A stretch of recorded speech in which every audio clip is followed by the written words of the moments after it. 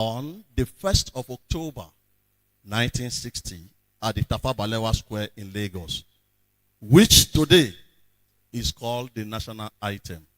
If you are in this hall and you are proud of this country called Nigeria, can you stand on your feet, please, and have the national item? Nigeria, we hail thee, our own dear native land. Though tribe and tongue may differ, in brotherhood we stand. Nigerians old and proud to serve our sovereign motherland. Thank you. You may be seated.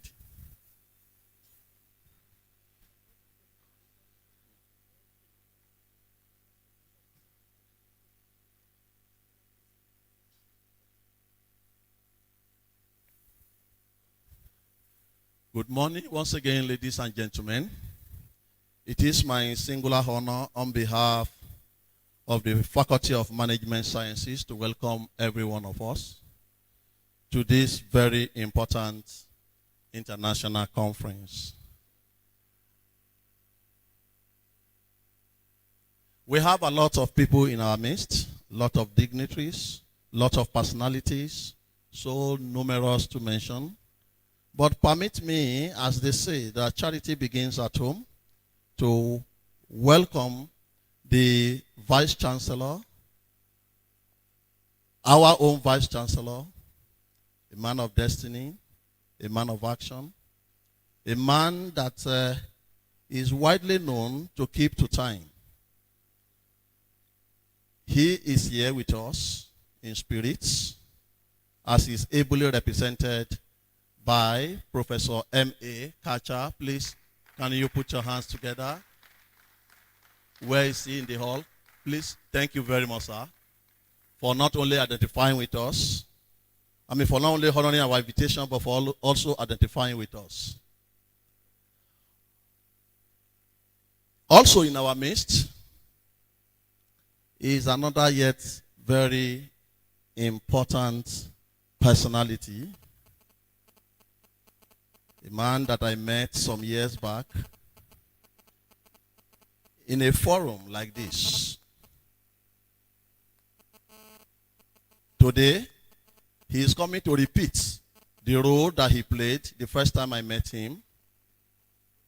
He delivered a keynote address at the Maritime Academy in Oron. It is a privilege to have him here. He is a politician. He is an administrator. He is a former and state officer. He is a man that have married two distinct professions of public administration and engineering together, building a very robust career in engineering and public service. He served as a legislator in Rivers State, contributing to the state level policy and legislation. He was one time executive director, Development and Leadership Institute, and he served between the year 2023 to 2027. He had cabinet positions in Rivers State, providing oversight functions across ministries such as Ministry of Works, Information and Transportation, to mention a few. He was elected into the House of Representatives in 2011, and he served from 2011 to 2015 as the chairman, House Committee on Petroleum Resources in the Downstream. He was appointed Director General of Nigerian Maritime Administration and Safety Control. We are privileged to have met him. He has been associated with many Nigerian political parties, major, I should say. So, as I said earlier, is the politician. It is also important in a forum like this to acknowledge that this fellow has a doctorate degree from the prestigious University of Port Harcourt. A worthy son of Biriye from the popular kingdom of Opobo in Rivers State. Please put your hands together as I also introduce Honorable Dr. Dakuku Ado Peter side. Thank you so much for finding time to be with us. It is a real pleasure to have you in our midst. I wouldn't want to take much of your time, but permit me also to say that we have again in our MIC that will also be a keynote speaker, someone that is personal to me, someone that is personal to me, someone that I learned from, someone that in the course of building my career as an accountant, I've always admired. It gladdened my heart personally to have him here to play the role of a keynote speaker. He's a highly accomplished corporate reporting and public finance leader with a proven track record of developing and implementing corporate governance practices in both private and public institutions. He holds an MBA from University of Lagos, an MSc in accounting and finance from Robert Gordon University in Abuja, UK, and his PhD in forensic accounting. He's a fellow of the Institute of Chartered Accountants, a fellow of the Chartered Institute of Management Accountants, a fellow of the Institute for Certified Internal Auditors, a fellow of the Association of Certified Fraud Examination, a fellow of the Institute of Management Consultants, and a fellow to many other institutions that I wouldn't want to take your time. His role as the Honorable Commissioner for Finance in Lagos State between the year 2019 to 2023 was instrumental in elevating the state's financial standing to a prestigious AAA as ranked by the International Ranking Institution. His accomplishment in revenue mobilization, expenditure management, investment management, debt management, financial reporting, and corporate governance is top-notch. He was recently appointed as the Executive Secretary and Chief Executive Officer of Financial Reporting Council. This fellow is no one but Dr. Rabiu Olowo, ably represented by Dr. Abubakar Abdulrazak.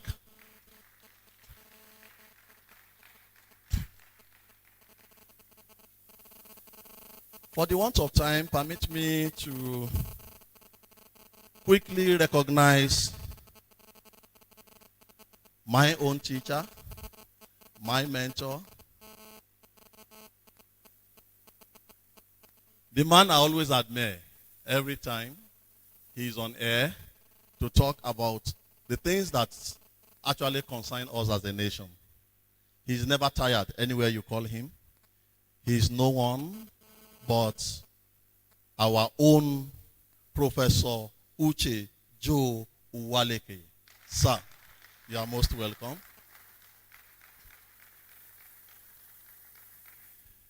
Let me also invite the man that have made history. The faculty has been existing for many years. And we've been proposing this international conference one year or the other. But today history is made. While we have the Vice Chancellor as the chief host, he is the host of this program. He is no one but Professor Philip Oyadino. Please put your hands together for him.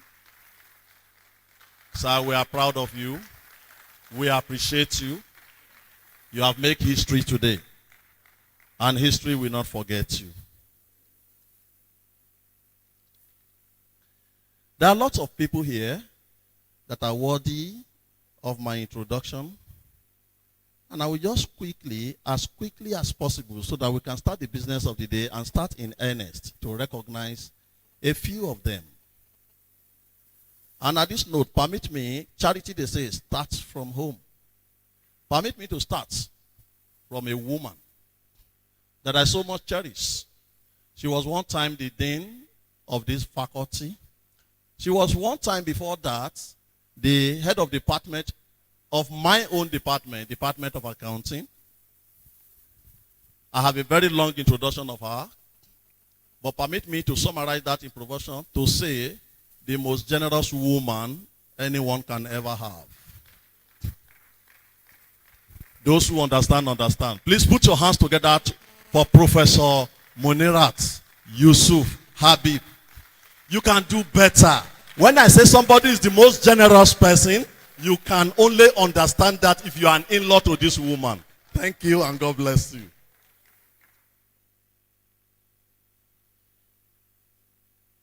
She's not alone here.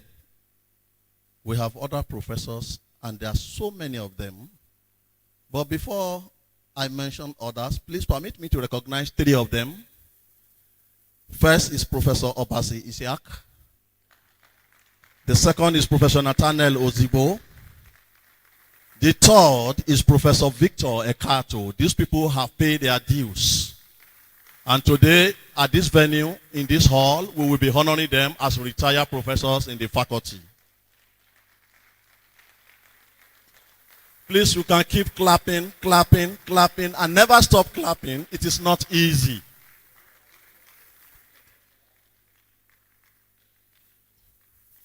Whenever a conference of this nature is mentioned, anywhere in the world, what name that keep ringing to the ears of the faculty is a man that I also call my mentor. At a far distance, I learned from him.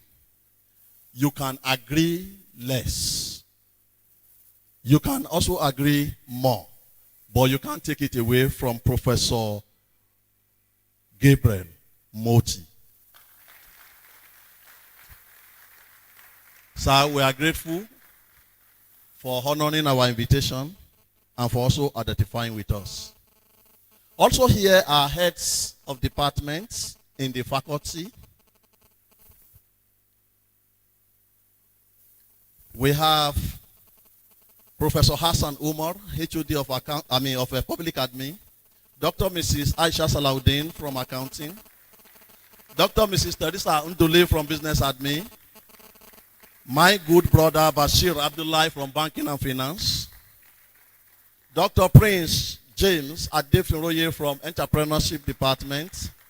Dr. Mrs. Elizabeth Bagbale from Tourism and Hospitality. And I also recognize very specially other heads of department from other faculty here present.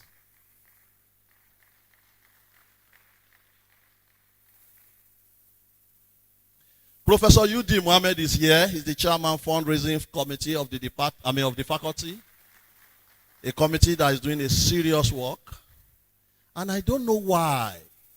My mind is telling me something that our keynote address, our keynote speakers, when they are leaving, they will recognize this committee. Something inside of me is telling me it will happen today.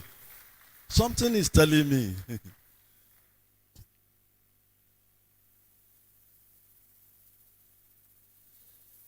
Ladies and gentlemen, we have a program, and I'm not going to take much of your time.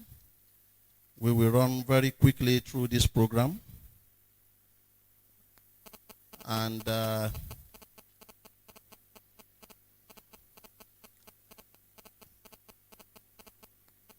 before we do that, I will have the singular honor of inviting the host to make his welcome address. But before the welcome address, let me once again welcome everyone. The Vice Chancellor, ably represented. The Dean of the Faculty and other faculties here present. All heads of department of the Faculty of Management Sciences and other heads of department present. Extreme scholars, captain of industries here present. Students and all participants. Gentlemen of the press, if any. Ladies and gentlemen.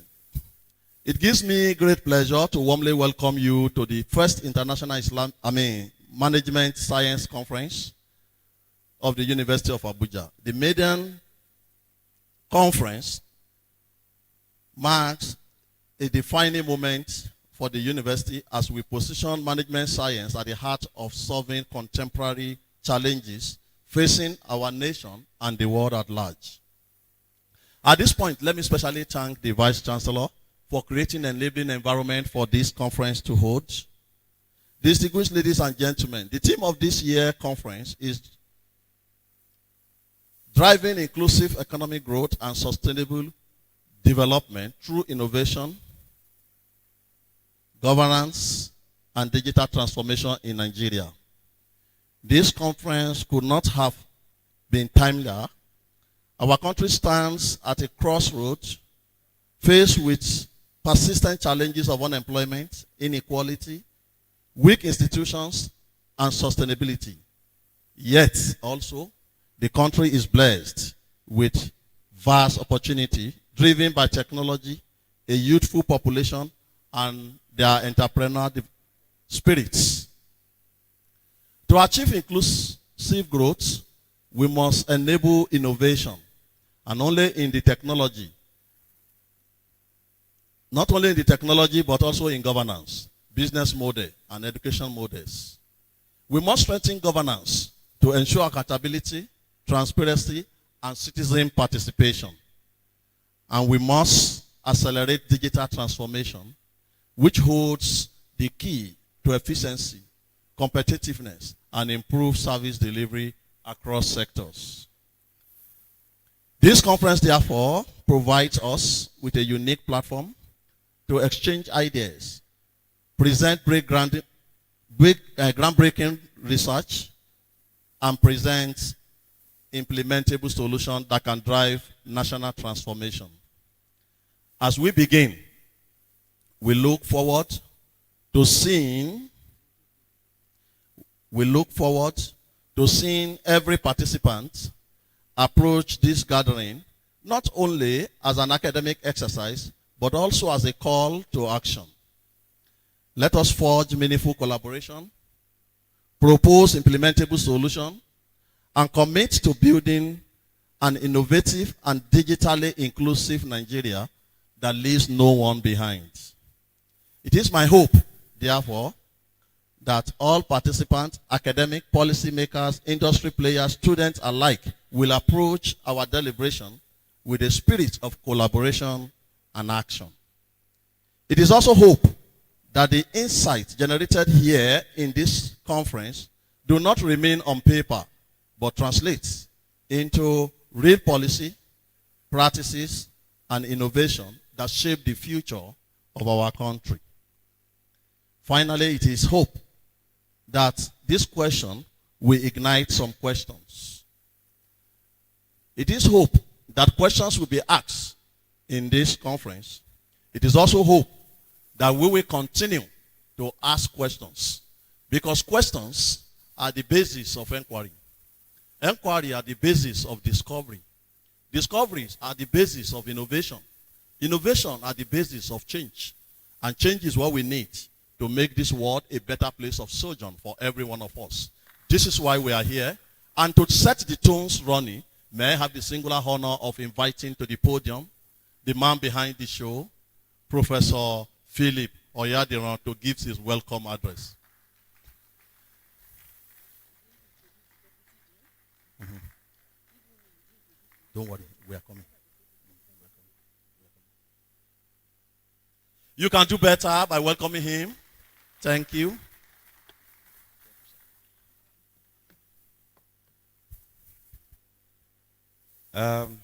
I think you can do better than that. Let me use the language of the altar. You can still do better than that. Yes. Thank you so much. Before the protocol, I would like to say that I'm quite elated. I'm happy to see this occasion happening this morning. I have a mentor, Martin Luther King Jr.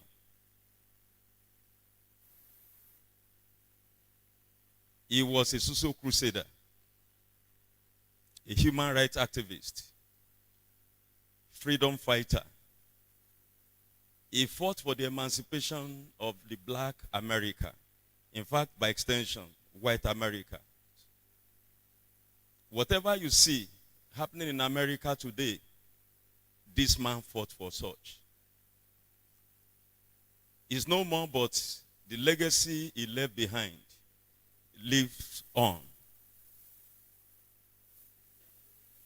He was going to present a paper in Memphis, United States of America.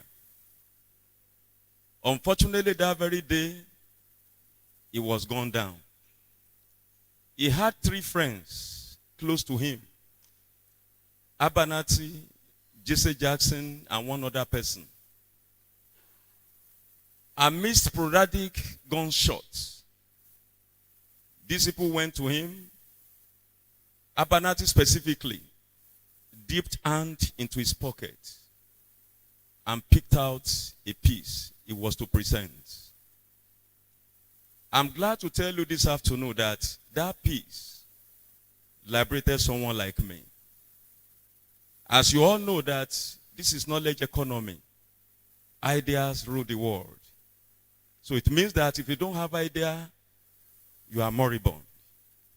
So I'm glad to tell you that what he wanted to present that very day, that turned to a piece that is now in the global space, liberated an intellectual like me. There are 3 notable lines of that particular piece. One, he said, nothing is gained without sacrifice. It means that there's nothing we can gain without making a humongous sacrifice. Whatever you are seeing here this morning or this afternoon, as the case may be, is a product of sacrifice from every one of you. I celebrate you. Not only that, the second notable line of that particular piece is, and I quote, if a man has not discovered what he would die for, he is not fit to live. The pertinent question to ask as we are sitting here this afternoon is, what are we dying for? Posterity holds sway. Then the third one, and I quote, freedom is not voluntarily given by the oppressor. It must be demanded by the oppressed. I want you to know that all of us were in quagmire, and that quagmire is what we call ignorance. Ignorance kills. Ignorance submerges. Ignorance kills and destroys. But when you embrace idea, when you extol idea, that means liberty is in your hand. As we all seated this afternoon as intellectuals, I want you to know that what we have in our hand is idea. So on this note, I want to appreciate the acting Vice Chancellor, ably represented by our enviable professor, SA Admin, Professor Kacha. You are welcome, sir. Distinguished keynote speakers, invited guests, colleagues, ladies and gentlemen, it is with great honor and profound pleasure that I, on behalf of the Faculty of Management Sciences, warmly welcome you to the first International Management Science Conference, IMSC, as the acronym stands, 2025. Today's gathering brings together an exceptional array of scholars, industry practitioners, policymakers, and students who share a common interest in advancing knowledge and fostering innovation in the fields of management, entrepreneurship, and sustainable development.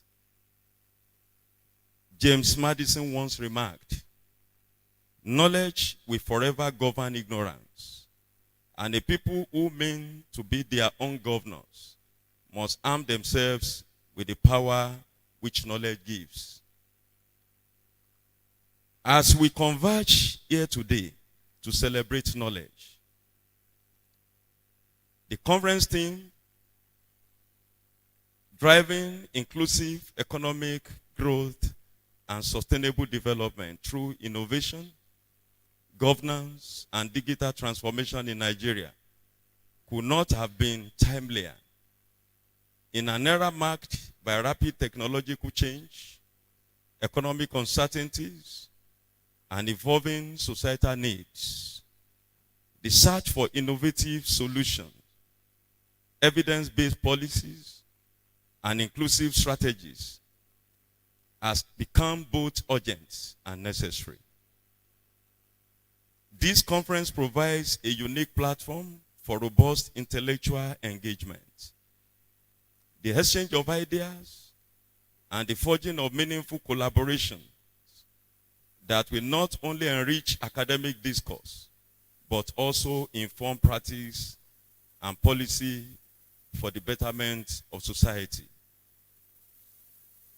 I am especially delighted to acknowledge the presence of our esteemed acting Vice Chancellor, ably represented here, our distinguished keynote speakers, lead paper presenters, and all participants who have traveled from near and far to be with us.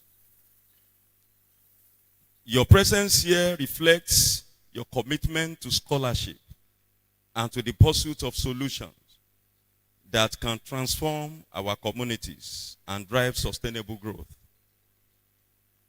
I wish to commend the local organizing committee for their dedication and tireless efforts in putting together this event, and to thank our sponsors and partners for their generous support. As we commence this conference, I encourage all participants to engage actively in the discussions, to share their insights, and to take full advantage of the networking opportunities available. May the ideas we generate here inspire new research, strengthen policy frameworks, and enhance professional practice across our various disciplines. I want to hear a louder amen. That is a prayer. As we gather here this afternoon, I want you to know that Nigeria will be celebrating our 65th Independence Day anniversary. And as I join other invited guests and experts to discuss very salient issue on the 1st of October in a program organized by the International Friendship League, FCT chapter, with theme Beyond Independence, Living in True Freedom. It is my humble prayer that this conference will be a fulcrum of change and bedrock of national development. As the government embarks on critical, lofty, laudable, and result-oriented reforms, this session promises to be intriguing and enlightening.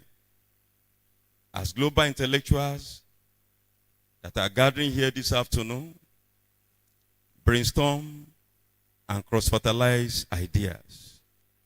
I therefore use this unique opportunity to call on government to passionately fund education and enhance the intellectuals, knowing fully well that meaningful and sustainable development in any knowledge economy where ideas govern or rule flow from the intellectual or research hub, the ivory tower, our universities.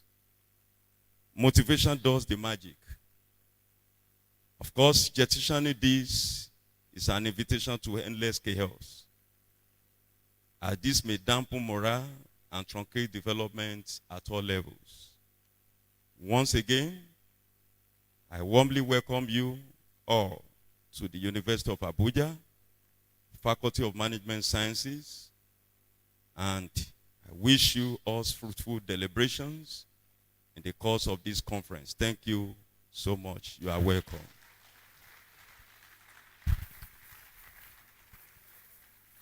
Thank you very much. That was the welcome address of the Dean, Faculty of Management Sciences, Professor Philip Oyadiran. Ladies and gentlemen, at the time of my introduction, you will recall that I said I was going to be as brief as possible. But regardless of this, we'll want to introduce that the Dean does not stand in isolation. He works with a deputy, and that deputy is an able woman, very supportive, very kind, very gentle. Ladies and gentlemen, please put your hands together for Professor Nana Bature. She's in the hall. Please, ma, come forward. Come forward, please. Come forward to the high table.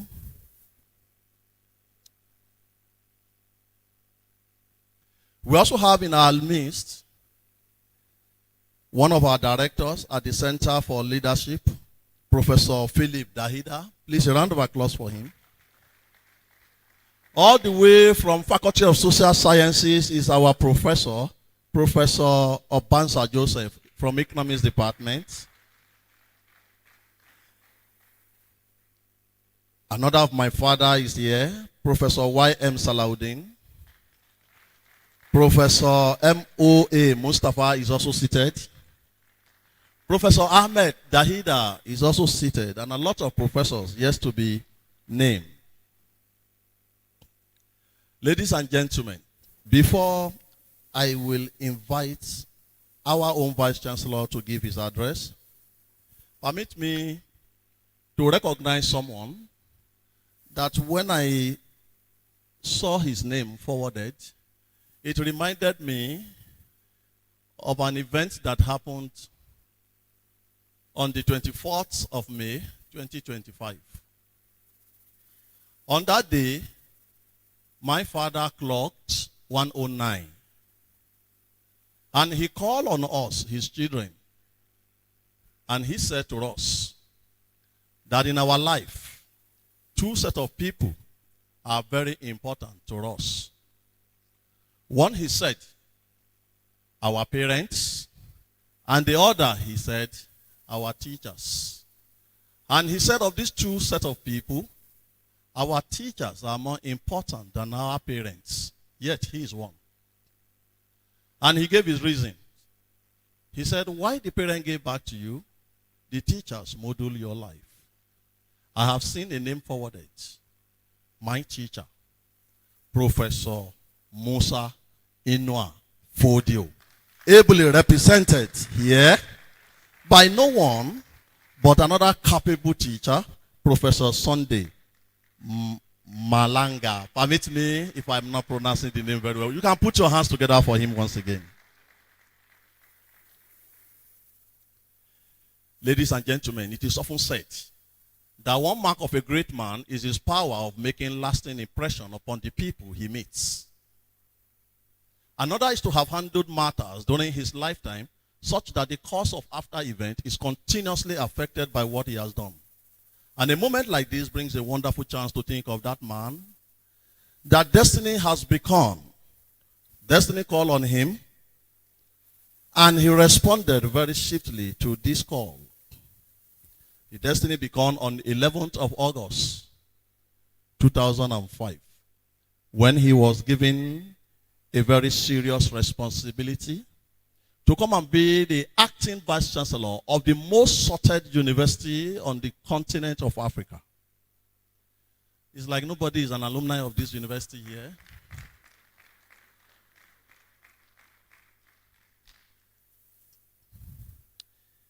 He has over 27 years experience in teaching, research, and academic administration. He began his career as a veterinary practitioner and researcher before joining the educational community, where he steadily rose through the ranks to become a professor in 2019. He has published over 50 scholarly work in reputable journals and conference proceedings like this.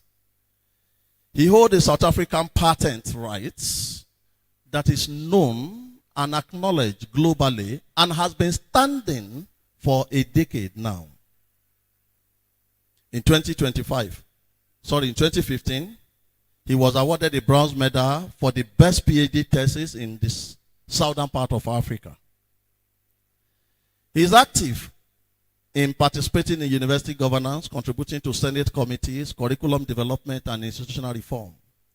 He is a seasoned academic and administrator whose careers reflect dedication to research excellence, innovation, and institutional development, such that we are here to discuss.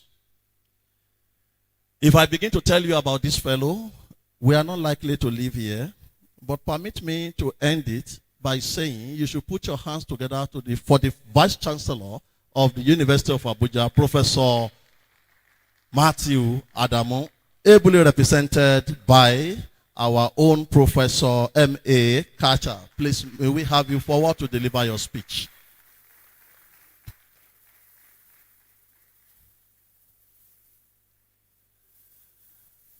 And participants in the hall, you can do better. Let the step move.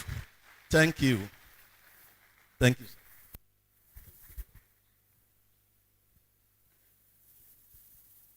The Dean of Faculty,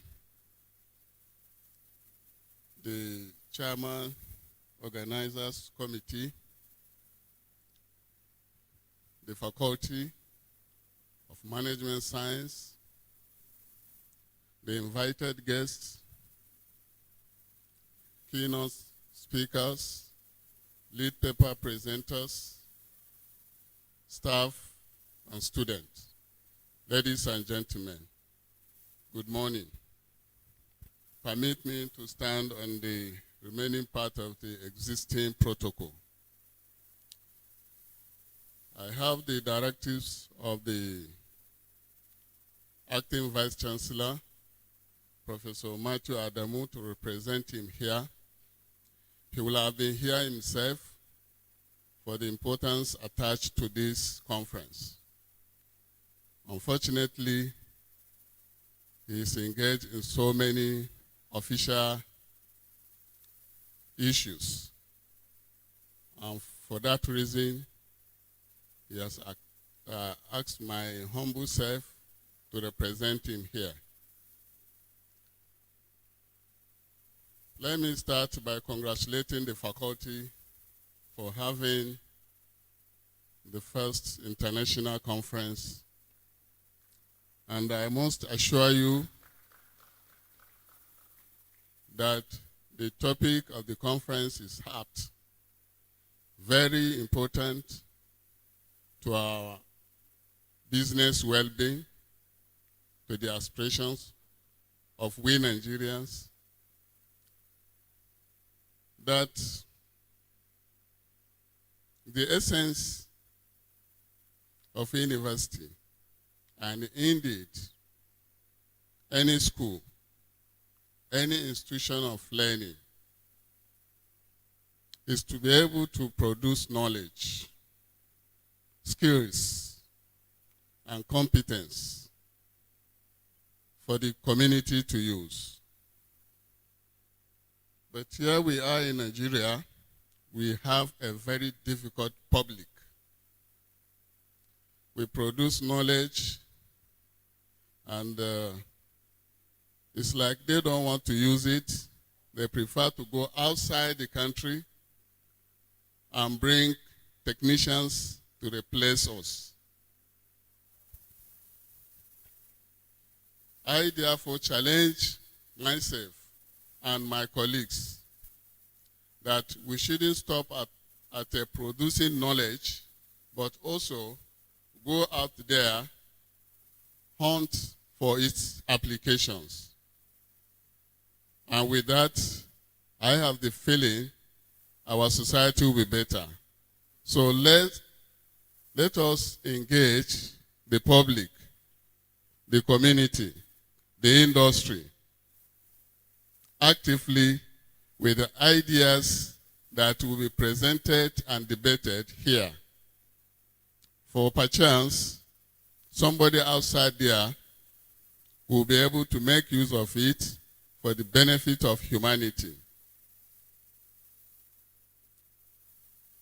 The University of Abuja has come of age, and we are delighted that conferences like this should please continue on quarterly basis if possible. And if not, we can do it annually. I therefore wish to minimize my speech to give you time so that the actual activities can continue. And if you permit me, after this, I will come back to listen to partake in the conference as Professor M.A. Kacha, not representative of the acting Vice Chancellor. Thank you very much.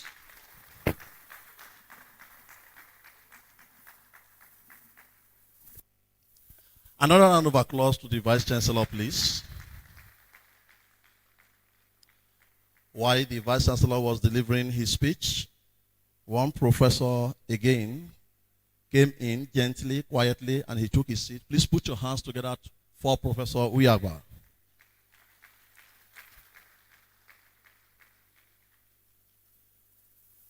We have in our midst someone very, very, very, very, very special, but very common amongst us.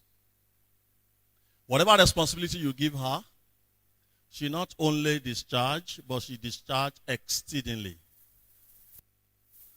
It was not too long that she was given the responsibility as the head of Department of Accounting, where a senior colleague in the department once described her as an HOD like never.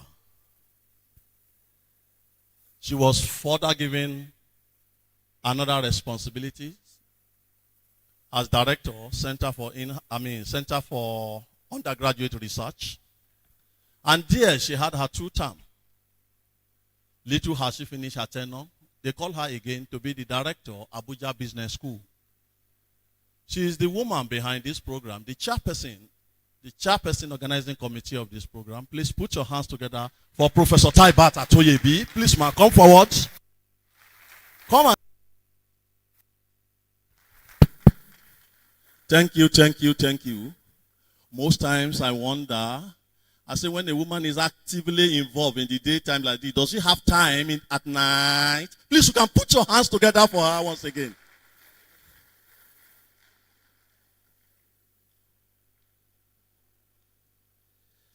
Professor Isiaka from Business Admin is also here. Please put your hands together.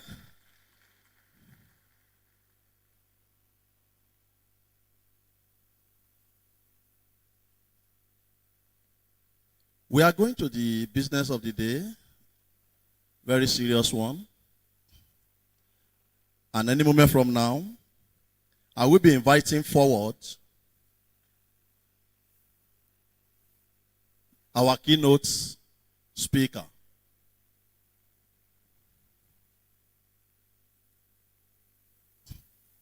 It is often said that one mark of a great man is his power of making lasting impression upon the people he meets. Another is to have handled matters during his lifetime such that the course of after event is continuously affected by what he has done. The man before us this morning is someone that has paid his due. I have introduced him earlier, and I won't take much of his time because I know he's a committed person. Please, ladies and gentlemen, put your hands together as I invite to the podium the first keynote speaker in person of Honorable Dr. Peter Said Akuku. You can do better. You can do better. You can do better. So I'm going to hand over the mic to you yet. I just want you to stand here first. I have an exercise that I want to give the remaining audience in this hall. The exercise is simple. Can you give me a clap? Wrong. I asked for a clap, so a clap should be 1. So, wrong again for the second time because I have not asked. And I have also said that the speaker should not join in the exercise. So that makes it wrong twice. So can we try the third time? After the count of 2. 1, 2. Excellent. What this goes to say is that it takes an average in this hall for words to be repeated 3 times before you understand. Sadly, he doesn't have the time to repeat his word 3 times. So we will only repeat the speech once. Put your hands together for him as I hand over the mic. Thank you very much, Mr. Moderator.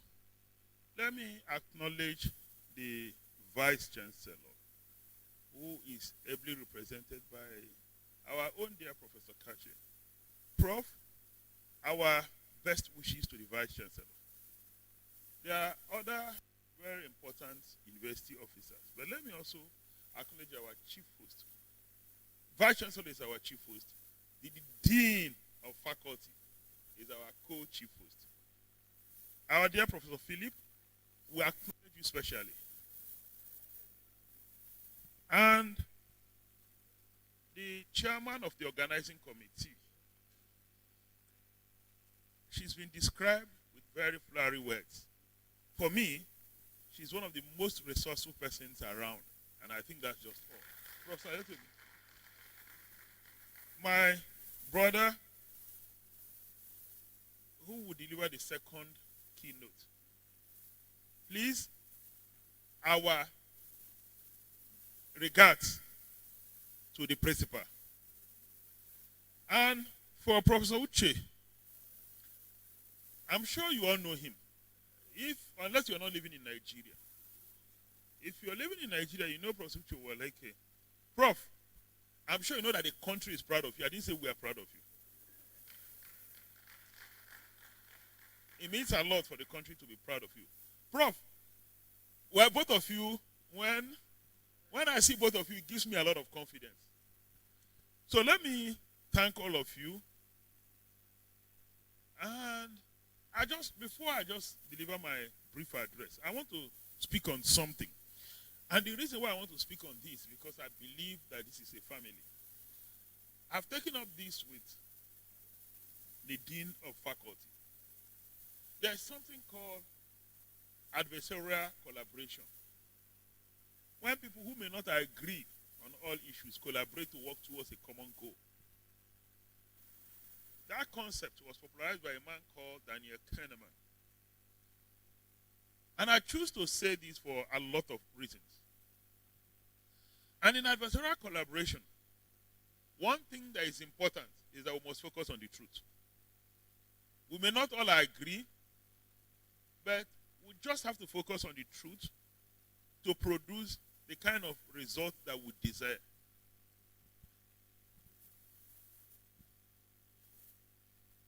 I hope there's no problem. Oh, the microphone is not... Okay. Good. Well, I didn't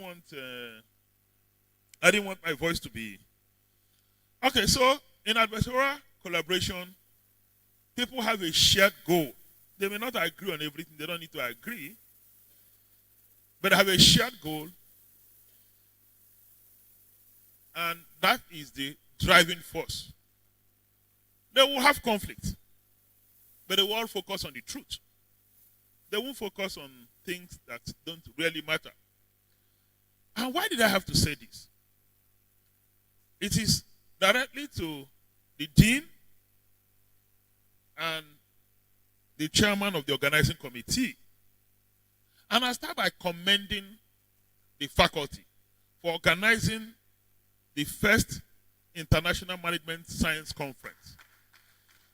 There are not too many universities with this kind of conference. I've had the opportunity of attending the one for University of Nigeria and Soka. I've spoken there twice. I'm sure you know I teach in Lagos Business School. I'm an adjunct in Lagos Business School. So it's not a conventional university, meaning it's not funded by government. So whatever they do, it's not right for us to compare them. So, but they also do international management conference. And so when we say international management science conference, it has to be true. That's why I say adversarial collaboration. It has to be truly international. I'm not sure there's anybody who is not from Nigeria. Almost everybody is from Nigeria. So you could have as well said a national management conference. Mind you, I said we're on the same platform. I also talked about the concept of adversarial collaboration. And I said that in the concept of adversarial collaboration, one thing is key. We must all focus on the truth and the shared goal. And that in focusing on the truth and the shared goal, we may have conflict. But the way we resolve the conflict is what matters, provided it's not outside the shared goal. That's important. I hope we all follow the step.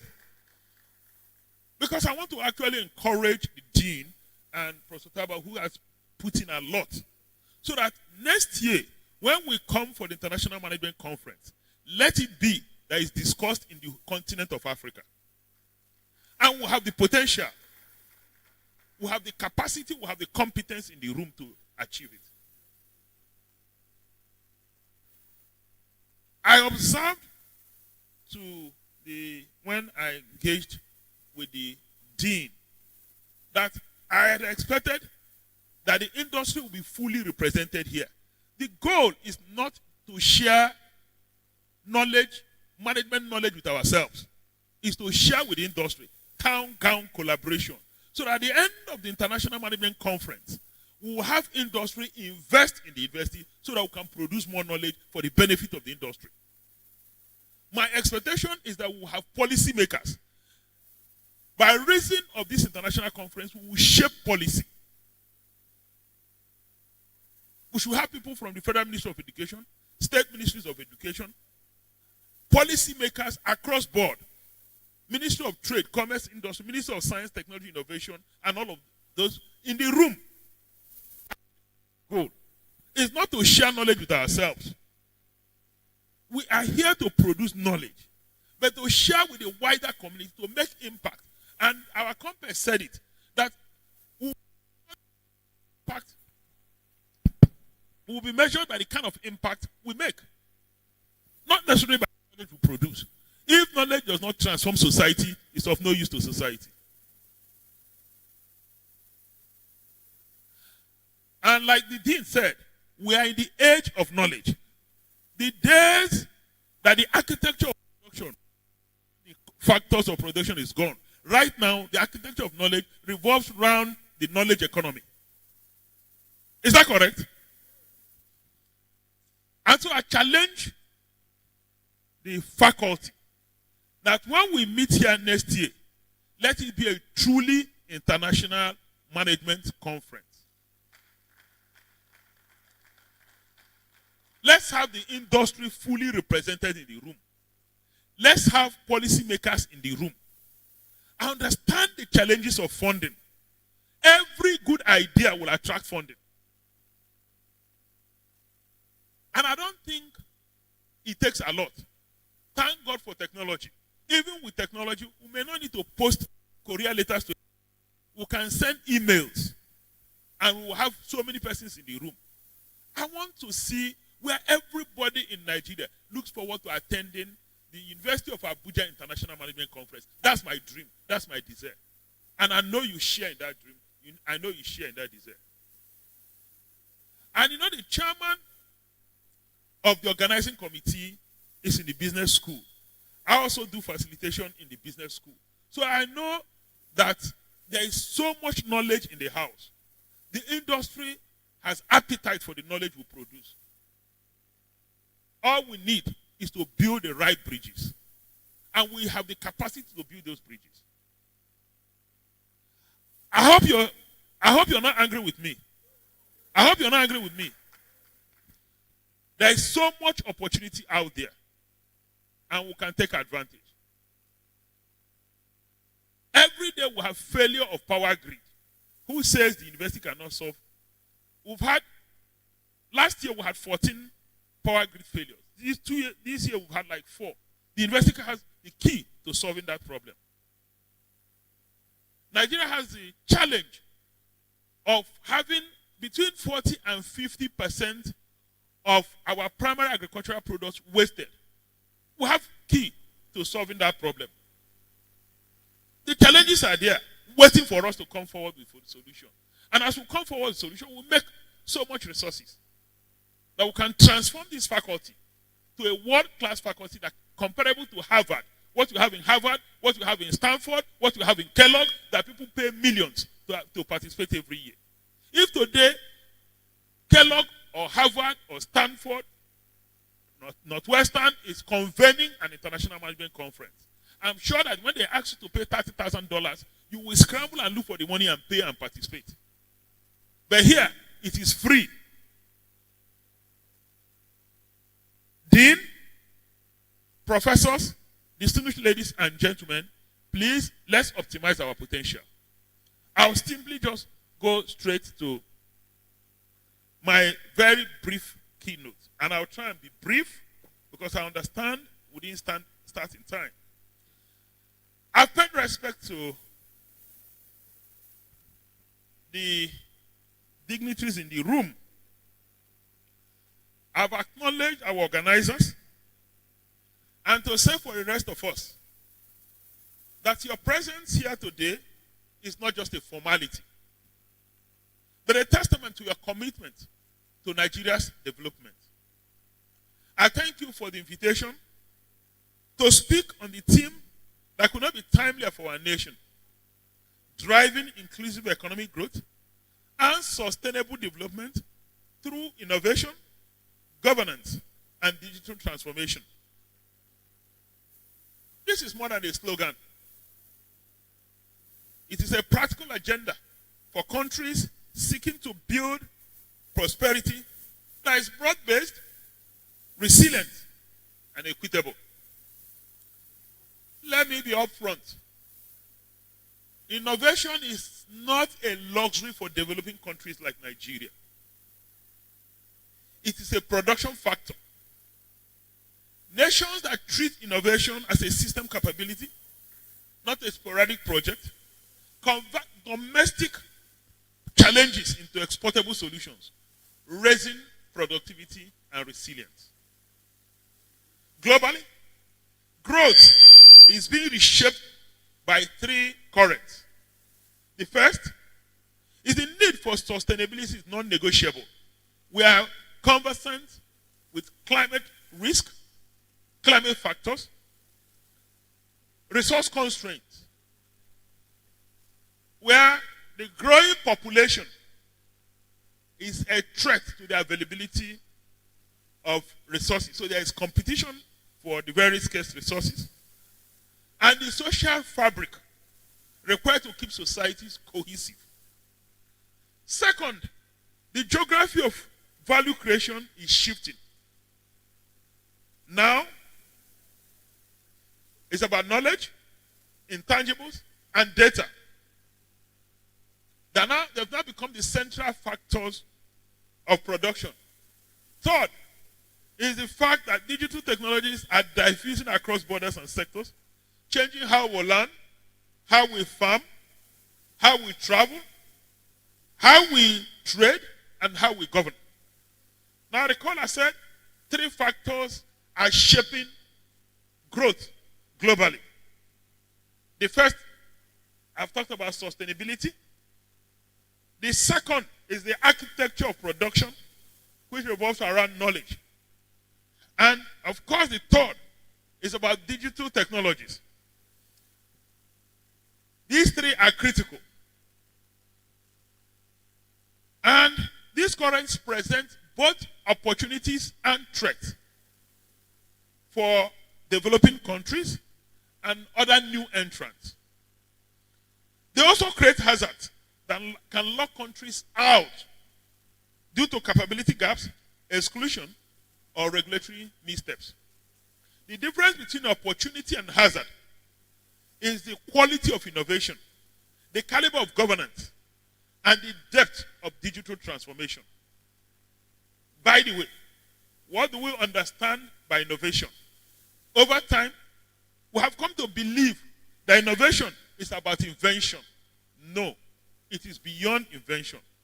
It is the process of transforming ideas whether new to the world or new to a specific context, into value that enhances productivity, addresses public issues or public challenges, and expands opportunities. It includes product innovation, process and organizational innovation, service and business model innovation, process and organizational innovation, and what development scholars call inclusive and frugal innovation. That is solutions designed to work at lower cost and under real world constraints. Governance, on the other hand, is not just about the public sector. It refers to the set of institutions, rules, capabilities, and incentives that shape how power is utilized and how decisions are made and implemented. It is not limited to the public sector, as I said earlier. It encompasses corporate governance, regulatory quality, the rule of law, interagency coordination, fiscal and procurement discipline, and the trust that citizens and firms place in the system.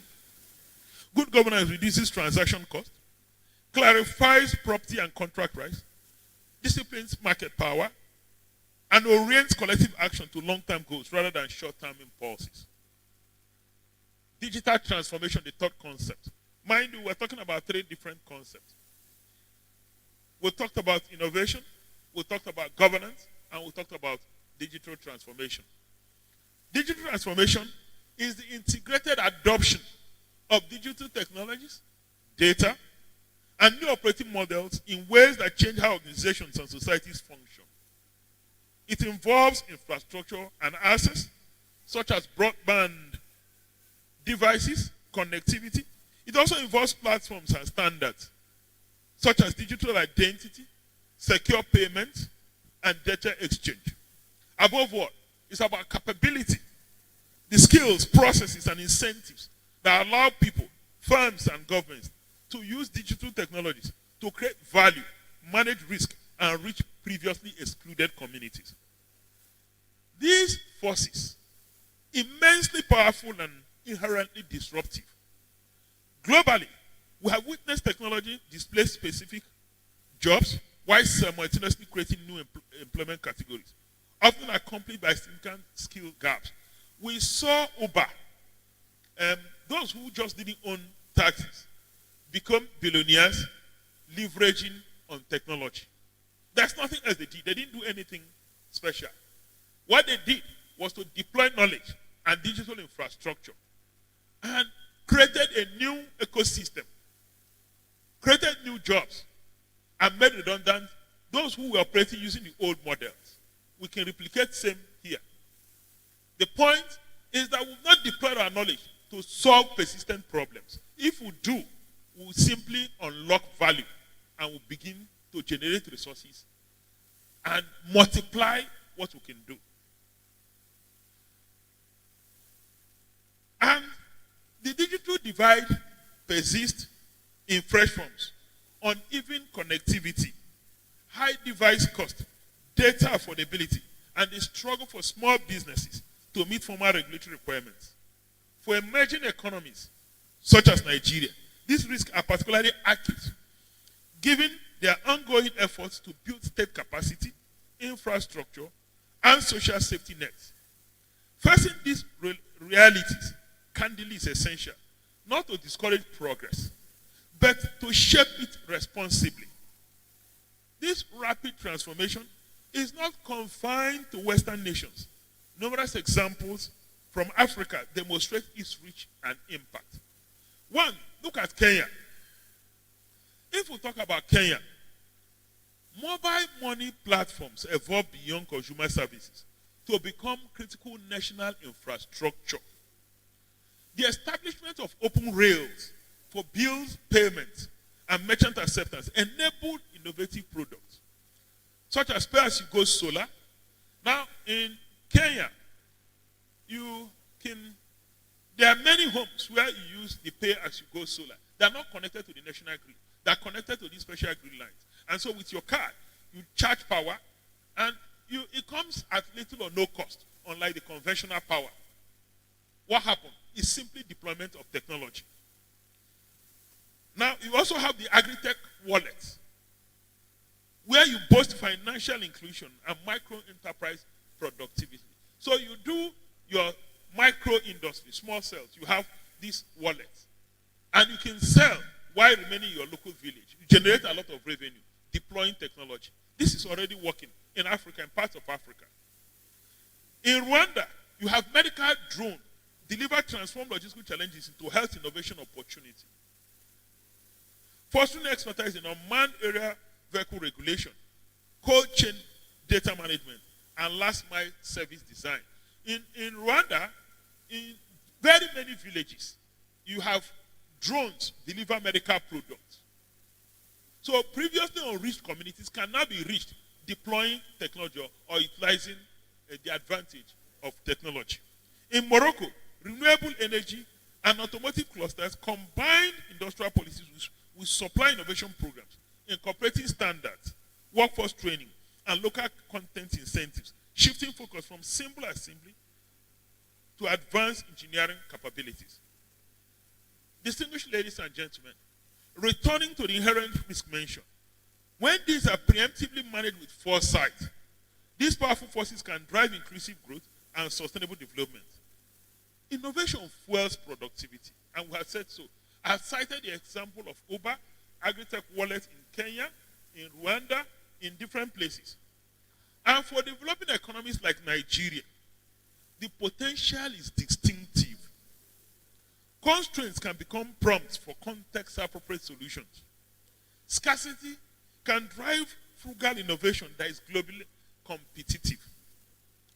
The LETCOM advantage can enable countries to transition from legacy systems to modern digital public infrastructure with fewer sunk costs, meaning that others have already invested in the necessary research, to build the technology. Yours is to leverage the technology. And for Nigeria, let's turn to Nigeria. I will simply go into critical building blocks because Nigeria has a young and entrepreneurial population, a vibrant technology ecosystem with firms that have established continental footprints. In banking, you know that our payment system is globally competitive. That's why we have strength across the continent. Not just in banking, in payment systems, in fintech systems. We have very many Nigeria unicorns, because they build technology that is context appropriate for Africa, and they're all over Africa. Nigeria is playing a dominant role in most of Africa. There is also an expanding network of hubs, incubators, and corporate innovation programs. Public interest in digital government is strong, and reforms are underway in areas such as identity systems, company registration, taxation, and procurement. At the same time, the country faces binding constraints, infrastructure deficits in power and logistics, learning losses that reduce foundational skills, uneven broadband quality and affordability in peri-urban and rural areas, credit constraints for small and medium enterprises, regulatory uncertainty that can dampen investment, and a trust deficit between citizens and institutions. Macroeconomic volatility and energy transition pressures add complexity to the situation. This is a mixed picture, neither bleak nor triumphant, which means it is ripe for purposeful action. The question is, how then can we translate the tide of innovation, governance, and digital transformation into inclusive and sustainable outcomes in Nigeria of today? I will urge you that we consider 7 reinforcing moves that form a practical agenda. Now, you see, we cannot be talking about inclusive growth, and we talk about inclusive growth from a theoretical perspective. We must make it a concrete, actionable agenda for us to leverage on it and grow our economy as well as our society. The first of my proposal is that we build and secure a digital public infrastructure that is open, interoperable, and inclusive by design. A robust stack that includes unique digital identity, instant and affordable payment, data exchange standards with consent and verifiable credentials can reduce the cost of participation for citizens and firms. And I like to explain this. Why we have challenge managing credit in Nigeria is that most Nigerians do not have verifiable address and verifiable identity. In many Western countries, or in the global West, I can access a loan today, not only because I have verifiable address, but I have an identity that cannot be mistaken at any point in time. We are building, so for us in Nigeria, we're building an ecosystem. Currently, we have NIN, National Identity Number, driver's license number, different, BVN, different, but we have a unique and integrated identity system, so that if Professor Uche Owaleke takes a loan, he cannot afford to default because we know where we can see him, where we can meet him. He has a unique identity, and there's nothing anybody can do about that identity. Until we do that, access to credit will remain a challenge. But technology is available in such a way that we can simply build access to identity. We can build geographically, guaranteed addresses so that everybody microcredit and we get our life moving. In Nigeria today, if you want to build a house, the chances are that you will save the whole money. As a university professor, you earn ₦1 million or ₦500,000 a month. In a year, it gives you 6 million naira. 6 million naira. How many 6 million naira would you save to build a house of 500 million or 200 million? It will take you a lifetime.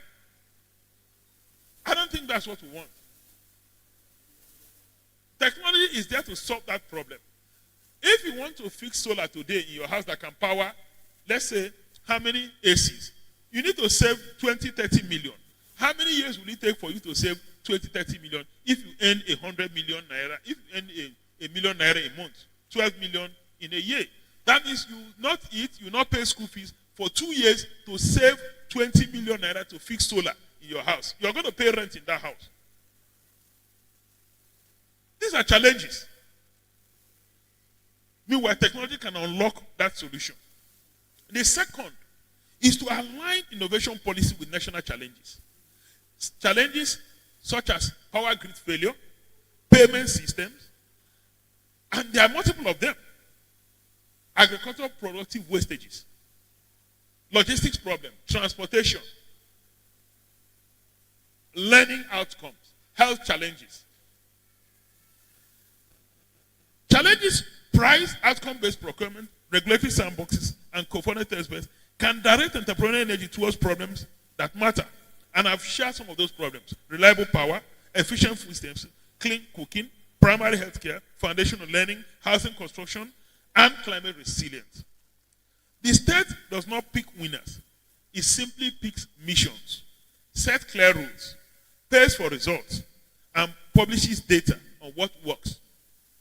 Public research institutes and universities, such as University of Abuja, should be partners in this approach with incentives for translational research, open science, where appropriate and intellectual property regimes that strike a balance between diffusion and reward.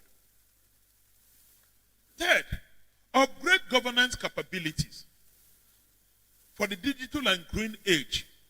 This means modernizing the machinery of the state, be it digital case management in courts, e-procurement with open contracting data, modern tax administration that simplifies compliance and reduces harassment, and result-based budgeting that links money to measurable service output. Now, the way we do budgeting today is for government to announce that we have budgeted 80 billion naira for healthcare. Nobody is talking about whether this 80 billion translated to better outcomes. We have budgeted 1 trillion for universities. Is it translating to better outcomes? Our universities now producing more research work. Our students becoming more globally competitive. How come our universities, no one is listed in the first 100 ranking globally. How many patents have we gotten in Nigeria? Now, we keep budgeting every year, but it's not translating to tangible outcomes. We not just care about budget. We don't care about outcomes. Third, formalize and finance the productive informal. Medium, small, and micro enterprises create jobs but struggle to scale up their operations. Now, how do we help them scale? Now, if you look at the employment data of the country, the informal sector literally employs more than 50% of the workforce. Yet, we don't pay attention to the informal sector. We don't create the architecture to support the informal sector. We just care about the banks, the big oil producing companies that employ less than 5%. Less than 5% of our entire workforce. Interoperable logistics and e-commerce rates can extend markets beyond the immediate neighborhood. Portable social insurance and contribute pensions delivered digitally can reduce vulnerability. Fifth, invest in people with a skills strategy that is both broad and deep. Foundational skills in literacy, numeracy, and digital fluency are the base. Above that, technical and vocational skills should be modernized with industry partnership, apprenticeship, and dual training models that align with curricula to evolving technologies. And so that, I'd like to commend the current Minister of Education, Dr. Tunji Alaosa. He is paying very serious attention to vocational and technical education. I'm sure he followed his progress. He has rolled out an integrated and comprehensive vocational and entrepreneurial vocational and technical education program that truly can transform the employment landscape of the country. Sixth, decarbonize growth with digital tools. Let's have smart grids, advanced metering, predictive maintenance for transmission assets, satellite and sensor data for precision agriculture and forestry. Seventh, manage disruption with foresight and fairness. Support workers affected by automation with reskilling and matching services, not only at the moment of displacement, but in advance through career guidance linked to labor market data. Protect consumers with enforceable privacy and cybersecurity standards. Now, I've listed 7 practical things we can do to drive innovation and to make innovation work for us in solving the current challenges we face. None of these moves can succeed in isolation. They rely on a compact among government, business, and society. Most importantly, universities play a key role in driving this innovation. The government must set clear rules and deliver core public goods. Business must invest in productivity, local supply chains, and fair work. Civil society and academia and the media must hold leaders accountable. The academia must generate research that is actionable, research that can help solve problems, research that will anchor innovation. Development partners and investors can amplify domestic efforts when the priorities are nationally owned and evidence-based. What might progress look like in practice in the near term? Imagine a farmer in Kaduna who gains a verified identity, opens a low-fee account on a mobile phone, receives weather index insurance, opens and a microloan priced on transaction history, buys improved input and seedling from the marketplace with transparent ratings, and sells to a processor through a digital procurement platform that settles instantly. Imagine a young woman in Aba, somewhere in Southeast Nigeria, who completes a competency-based program in industrial automation designed in collaboration with local manufacturers.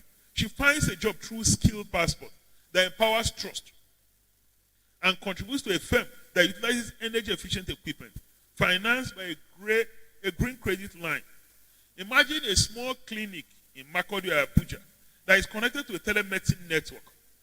It receives payment on time through a claim system that lets verification and reports its performance to a public dashboard that fosters this.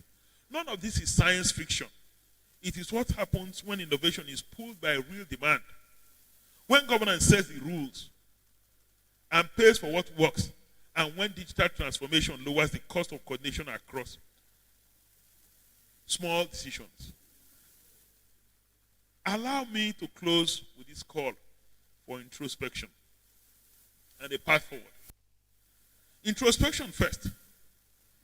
Are we designing policies with the citizen and the firm at the center, or the convenience of the institution at the center? Which one? Are we developing policies with the citizen at the center, or we're developing policies at the convenience of institutions, especially governmental institutions at the center and governmental actors? Are we measuring what matters?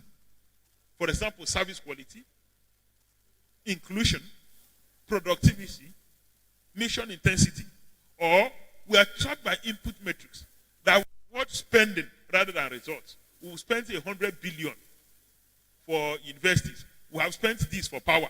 We have spent this for rail transport. Meanwhile, no tangible result, and we are not solving any problems. That's something we need to, ask questions we need to ask ourselves.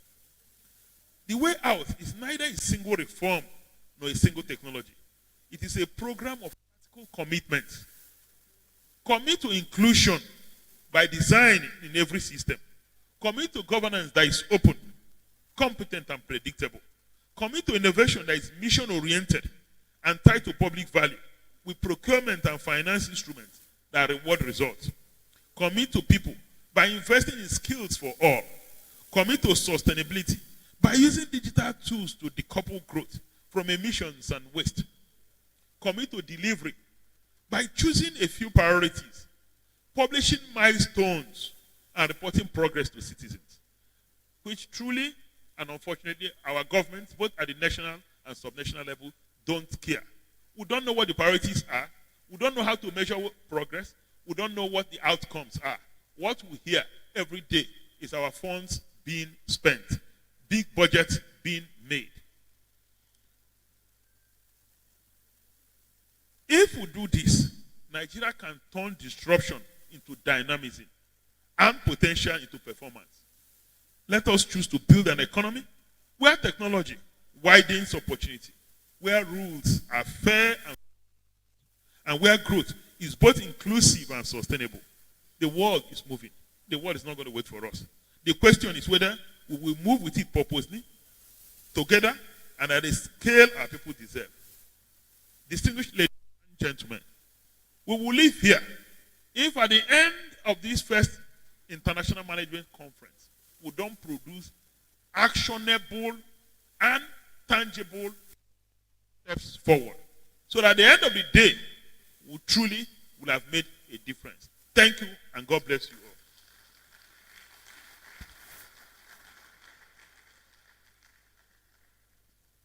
Gentlemen, you can do better.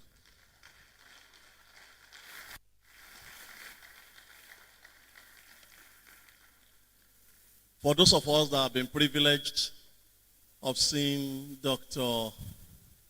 Dakuku Petersa speaking, we know that when you give him 3 hours, that will not be sufficient for him to say what is in his head. Please, another round of applause for him.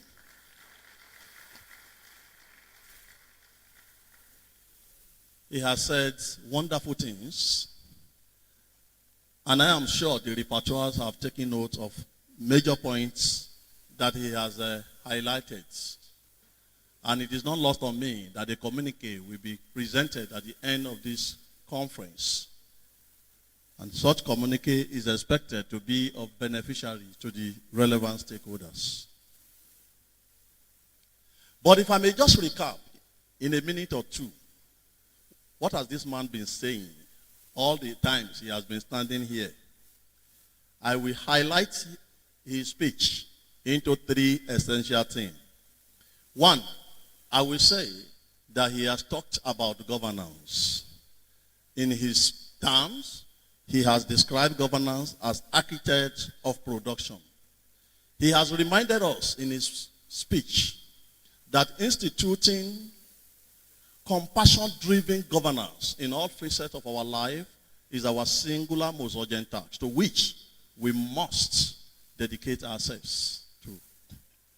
Secondly, he has also talked about digital transformation.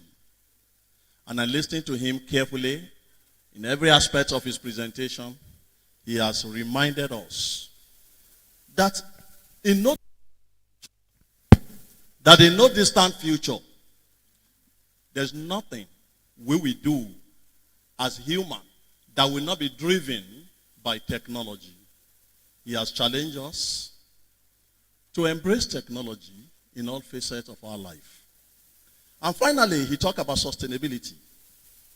And if I may summarize what he has said about sustainability, I will say that he has again challenged us that the search for an installation of effective and efficient corporate governance structure is without doubt the fulcrum upon which the entire weight of our aspiration balances as a nation. So therefore, we must commit ourselves and our entire energies to finding viable solutions to the predicament that have held us hostage for years.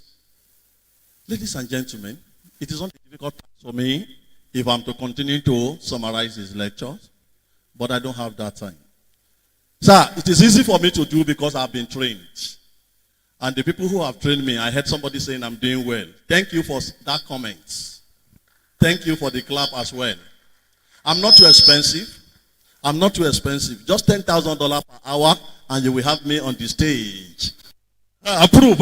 Thank you very much. $10,000 per hour and you will have my mic and me on the stage. And he has said approve. Thank you very much, sir. As easy as it was for him to approve this, it wasn't easy for this faculty to train me for who I am today. I am proud to say, whatever you see me doing here today is a product of this faculty as well. As one who started his journey as a diploma student, proceeding to a BSc, MSc, PhD, and all through, starting as a graduate assistant and to the glory of God, today, a reader as an associate professor. So I'm grateful to the department. I'm grateful to the various departments in this faculty. I'm also grateful to the faculty. And I can assure you, I can only assure you that as you, as my teachers, as my mentors, as you continue to climb the ladders of success and progress in your life endeavor, we as your students, we continue to climb along with you. Thank you very much for a wonderful keynote address by Dr. Peter Said.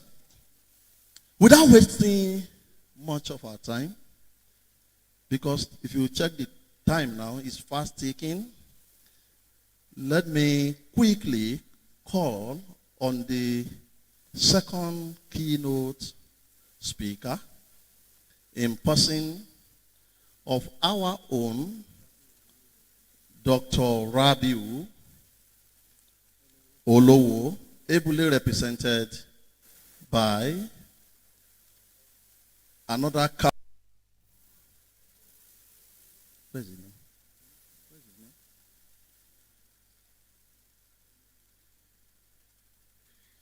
Where is this? This is him.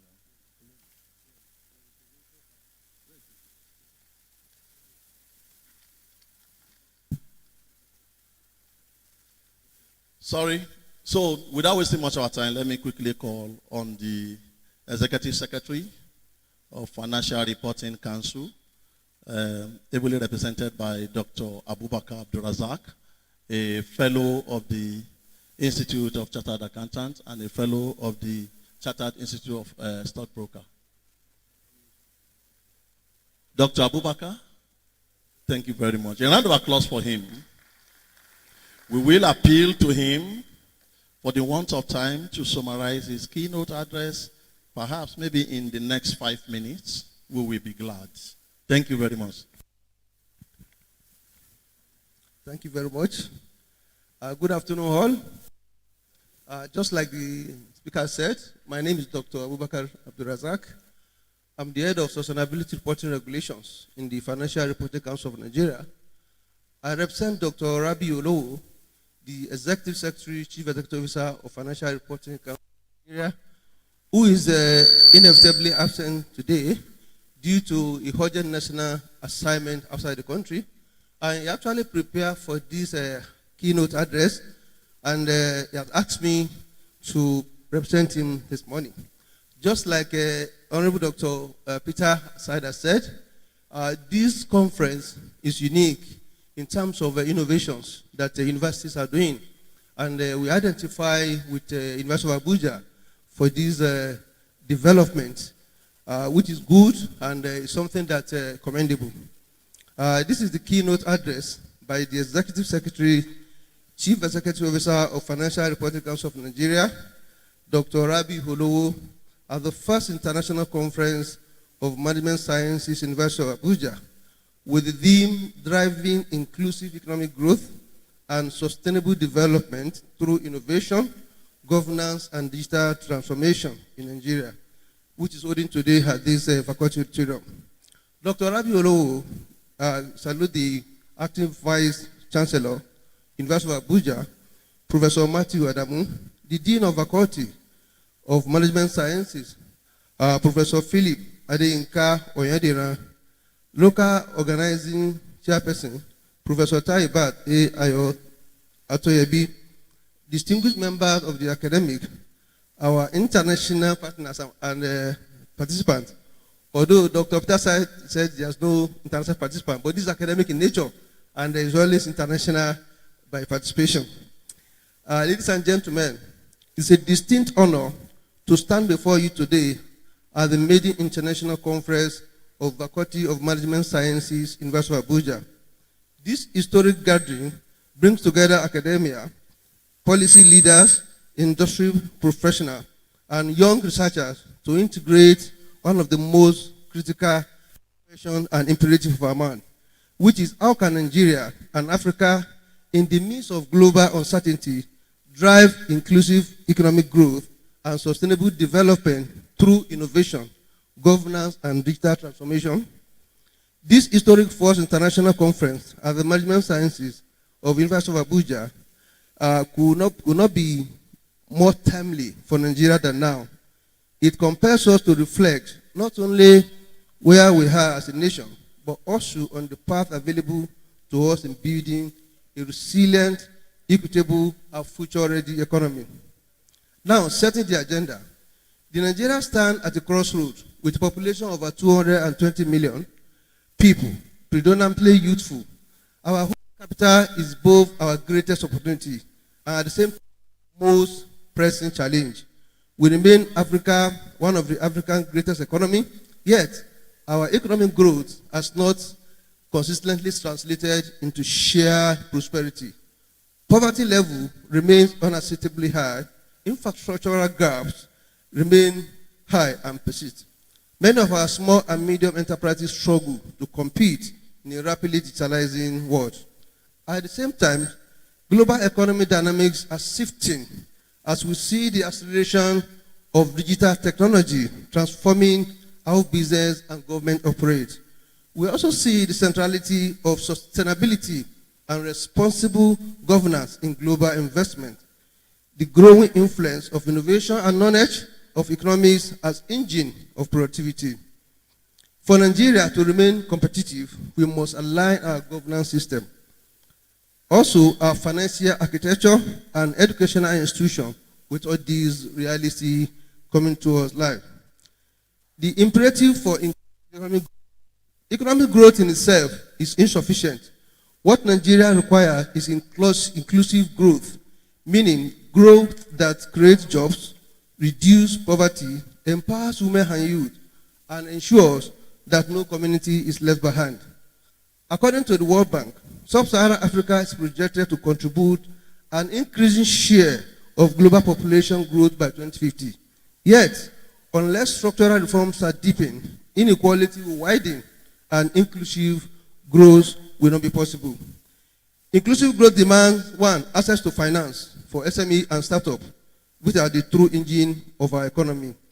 Breeding rural device through infrastructure, education, and technology, and investment in human capital through education, health, and digital literacy.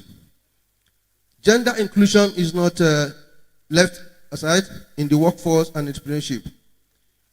And governance as the cornerstone of development. No economy can thrive sustainably without robust governance. Governance is not mere about government, it's about institutions, accountability, and trust.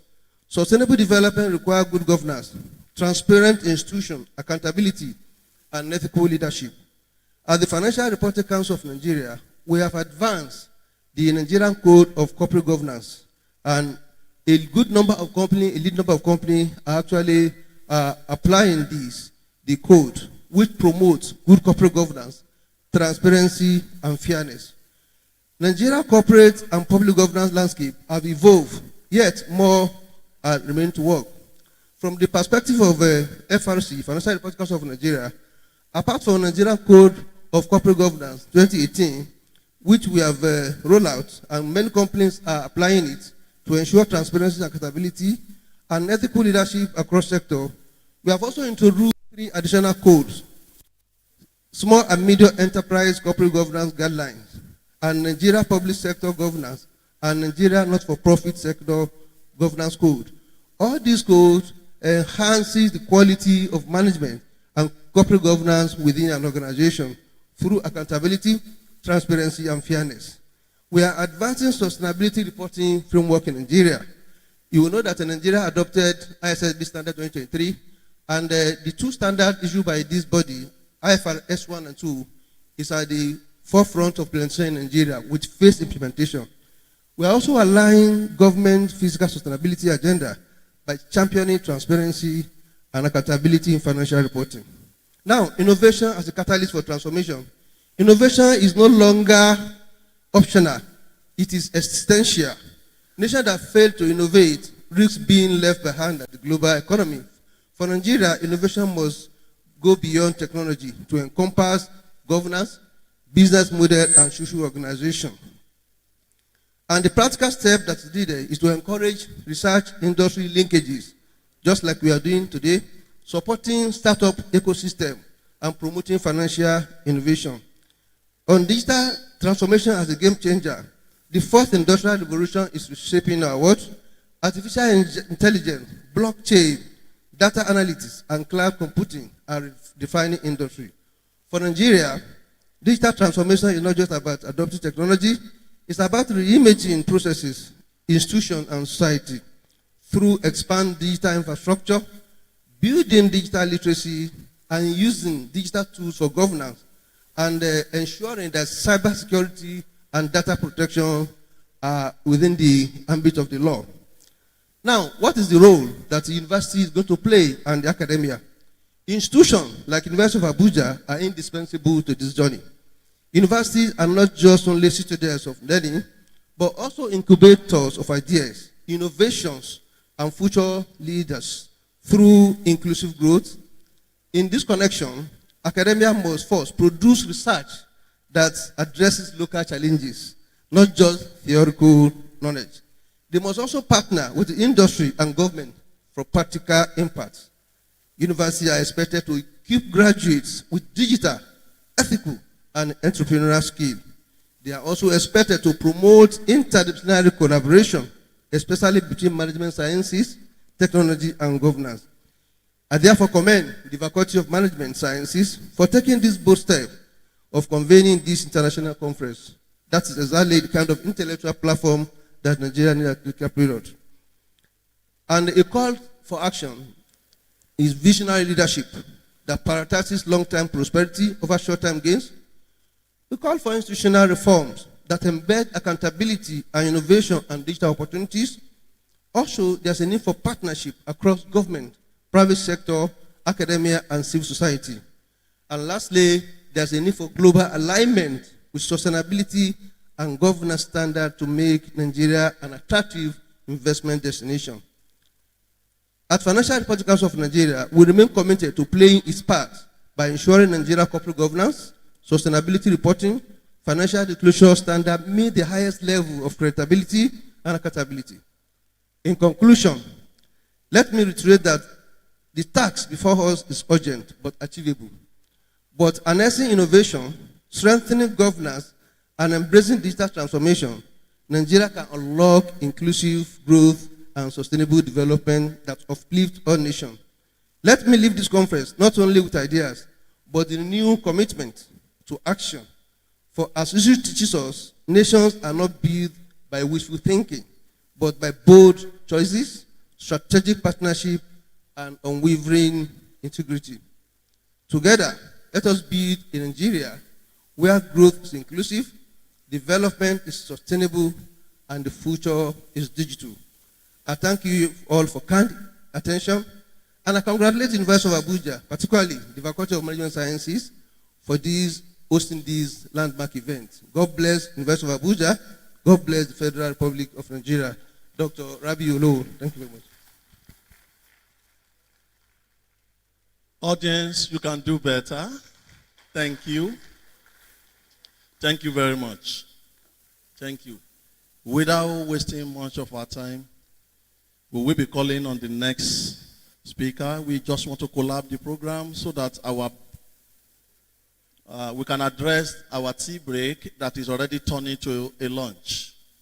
The next two speakers will speak, I assure you, in the next 30 minutes so that we can round down the opening section and allow our guests to take their leave. So I crave the indulgence of our keynote speakers and our guests to exercise patience for the next 30 minutes. We will wind down the opening section. May I have the singular honor of inviting to the podium the President of Capital Market Academies of Nigeria, Professor Uwaleke Uchena, to make his presentation. Thank you.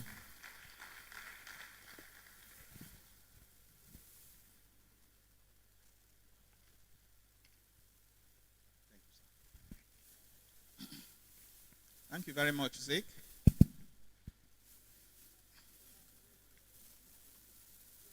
Good afternoon, everyone.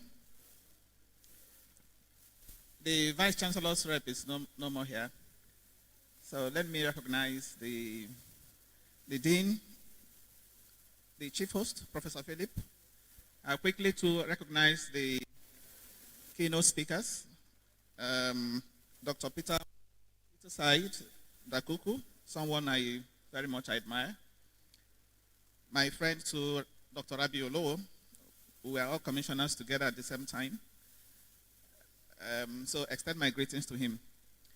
Distinguished professors who are here, the director, it's indeed my pleasure to be invited to this international conference.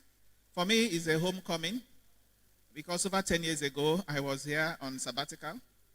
And I can see, I'm delighted to know that a number of people that were with us at the time have now grown. Zeke is now an associate professor. I'm happy to know that. Okay, so I have 15 minutes going by what you have said. So I will quickly do this.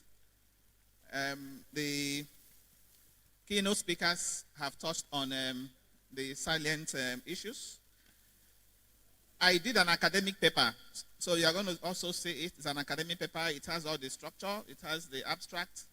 It has 5 sections. There is an introductory section. There is also literature review. I have done some conceptual review. I've also done, in that paper you'll find review of prior studies. And there is methodology section. And there is also, of course, because my paper is adopted a qualitative approach, what you find next in section 4 would be the nexus between the variables. That's all you find. It's not, you're not going to see results and discussions because it's not a quantitative, I didn't approach it quantitatively. And then the recommendation and conclusion. So it's an academic paper, which I'm sure you will get. But for the purpose of this, and because of time, just permit me to hit on the salient points in that paper. First, I started by, just like the keynote speakers, by way of introduction, recognizing that the quest for economic growth that is both inclusive and sustainable represents the central development challenge for Nigeria in the 21st century. When we talk about economic growth, of course, we know that is measurable. We often measure economic growth by using the gross domestic product, the GDP. Okay, but inclusive economic growth, again, has been harped on here. It is that one that is participatory. Everybody has to feel it. Today, you talk to the man in the street, he tells you that he is not having a feel of the growth in GDP numbers. Okay, fine. The most recent GDP number we have is that of Q2 of 2025. And we saw that GDP grew by 4.23%. In quarter one, GDP grew by 3.13%. So one can say Nigeria has started experiencing positive growth trajectory with respect to GDP. But the question is, how inclusive is that growth, which is the subject, which is our focus? To know how inclusive, one way to look at it is to disaggregate even the GDP numbers. If you disaggregate it, you find that the services sector is still the sector, powering growth. The agri sector, a sector that contributes over 20% to GDP, a sector that employs majority of Nigerians, that sector is still experiencing weak economic growth at 2.8% for quarter two of 2025. The manufacturing sector, again, another critical sector, is only growing by 1.6%, according to the National Bureau of Statistics. So when you have weak growth in the primary sector of the economy, the agri sector, you have weak growth in the secondary sector of the economy, manufacturing sector, okay? That type of growth cannot be said to be inclusive. And that is why today you find that GDP is growing, and yet you find poverty is also there. We even saw that before now. There was a time in this country GDP was growing at the rate of 7% on the average. Before 2014, that was the case. But again, poverty was high because the growth, the quality of the growth, okay, is not such that you can also describe as inclusive. It didn't permeate. So inclusive growth is the one that permeates, so that the common man in the street will tell you he's also feeling it. And of course, it's also tied to the level of inflation. When you have inclusive growth, when you have agriculture growing, you have manufacturing growing, you can also be sure that inflation will also be moderating. Today, part of why inflation rate is high is also because of the challenge we are having in the agri sector, in the food sector. So food inflation is the dominant component. If you look at the National Bureau of Statistics, the 13 classifications they have for inflation, consumer price index, the first 4 of them account for over 60%. You have food, you have restaurants, you have transport, and you have housing. So these are heavy weights when you come to the consumer price index. And I'm saying that for us to have inclusive growth, we should focus on that, particularly on the agri sector and the manufacturing sector. Okay, because when you talk about innovation, Dr. Peter Said has, I like the definition he gave. Okay, in my conceptual review, you see various definitions of innovation, but the one he gave here, transforming ideas, okay, into value, for me, strikes a chord. Okay, you have innovation, and then you need to scale that innovation. Whatever you're doing, you need to scale it. And how do you scale it? Through digital transformation. So digital transformation is what scales it. And that can only happen again when you have the enabling environment which governance provides. Okay, so the three of them go together. Innovate, scale, through digital transformation, and then have the right environment. Okay, that is very important. So when we are talking about digital transformation, we are saying integrate ICT, for example, into all sectors of the economy. Let's see ICT in agriculture. Let's see it in all sectors, even in education.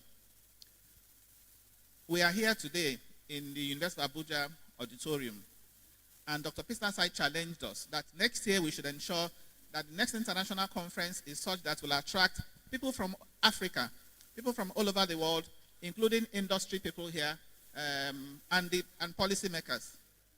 And when he was saying that, I was looking around this environment, and I was saying that we also need to ensure that the environment is such that will also welcome, such persons. And that is why we need to reach out to the industry. For the industry to come and support us. Remember, when we say industry, we are talking about companies. And these companies will always ask you, what is the need for me? For them to come and invest, to support whatever you're doing, they will ask, what is the need for me? They are profit-oriented establishments. And that is why too, government needs to be in the room. Because if you don't have anything to offer them in the immediate, that is where the government can stand, standing for you through providing incentives to companies to support some of these, ventures. In the recent tax laws that we have, part of the arguments we made, had to do with reducing the company's income tax rate from the current 30% for large companies to 25%. It was recommended, but unfortunately it didn't fly. Although, if you check the law now, there's a condition that says that the president can still, through an order, ensure that companies pay 25%. I happen to serve in that committee, and I chaired a committee on, budget reforms. I also chaired the committee on even capital market reforms. Part of what we recommended is government can use fiscal incentives or taxes to encourage, companies to support entrepreneurship. If you say, for example, the companies that support entrepreneurship, support research in institutions, once there is evidence that that is done, you get tax credit. That way, those companies can be incentivized to do that. But if you invite companies here now and you ask them to support what you're doing, provide, for example, laptops, because we are talking about innovation, digital transformation, that can't happen except you have the tools. In the university system, inside the university, you need laptops, beginning with lecturers. If you ask a company, bring a bank, for example, and say, help us with laptops. Of course, the bank, first, it will be looking at its budget for corporate social responsibility. It will also be asking what is the need for as a bank or as a company. So government can stand in through incentives to support those companies. And for talking about banks again, look at what the central bank has done recently. In terms of the when you look at the recent the monetary policy communique that was released, the government introduced Treasury Single Account. Treasury Single Account is one way, we call it, to digitize the public sector. Every government agency should have an account with the central bank, Treasury Single Account. But of course, some agencies are still not doing that. That also speaks to the issue of enforcement, which I also have here. Governance, enforcement. Some agencies are not operating Treasury Single Account. At the states and local government level, you can count the number of states that are truly operating Treasury Single Account.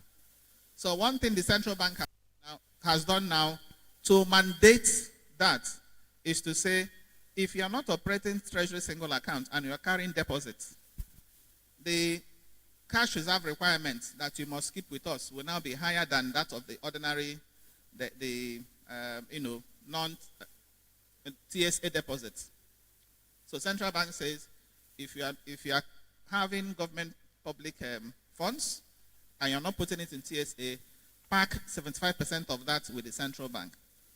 So now we have a tiered cash reserve requirement, one for the banks, and then commercial banks, and then another for non-TSA public sector deposit. Is all in a bid to, encourage this.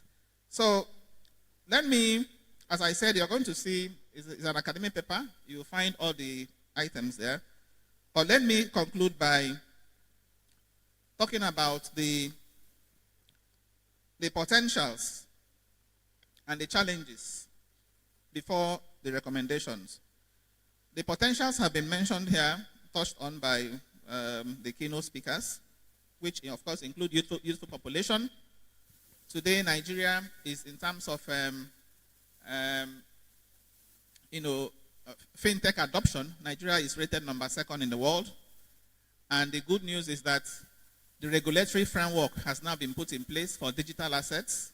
The Investment and Securities Act 2025 now gives SEC the authority to regulate digital assets. We didn't have that before. I'm also happy to note that Nigeria has also launched an AI policy and strategy framework. So with now enabling regulation, the opportunities are there, but the challenges remain.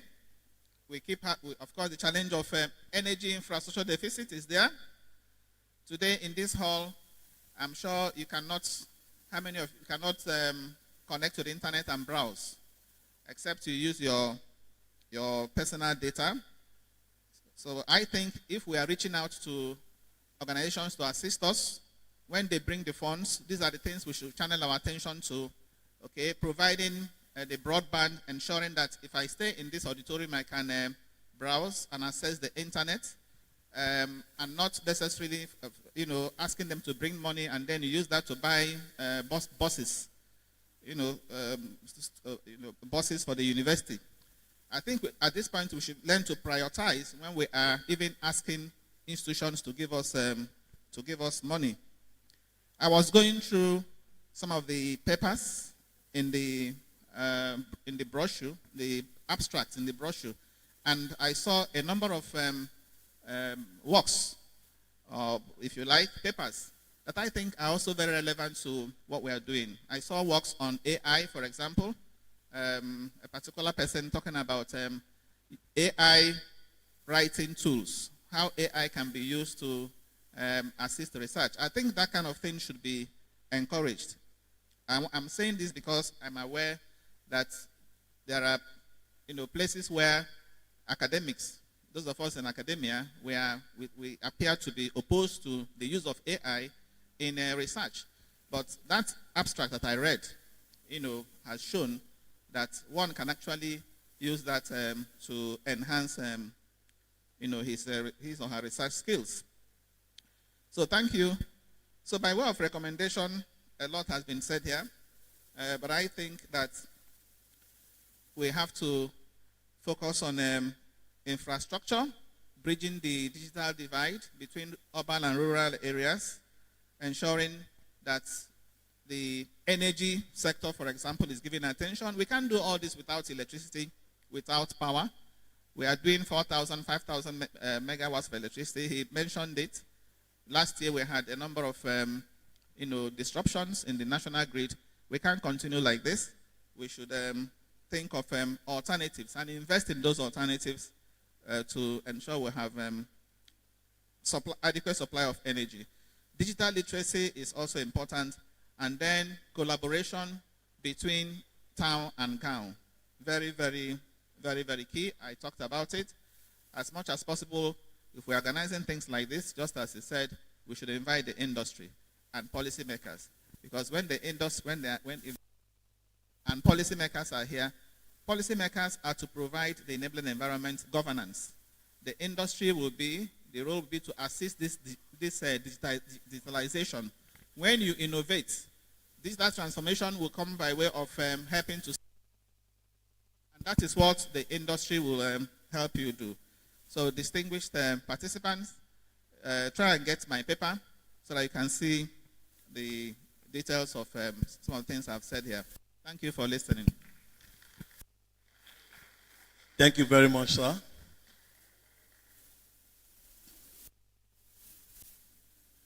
Distinguished guests, ladies and gentlemen, we are gradually coming to the end of the opening section. We crave your indulgence to give us the needed time to complete the program. Without wasting much of our time, may I have the singular honor of inviting Professor Inua Musa Fodio, represented by Professor Sunday Langa, to make his presentation. As brief as you can, sir. Thank you.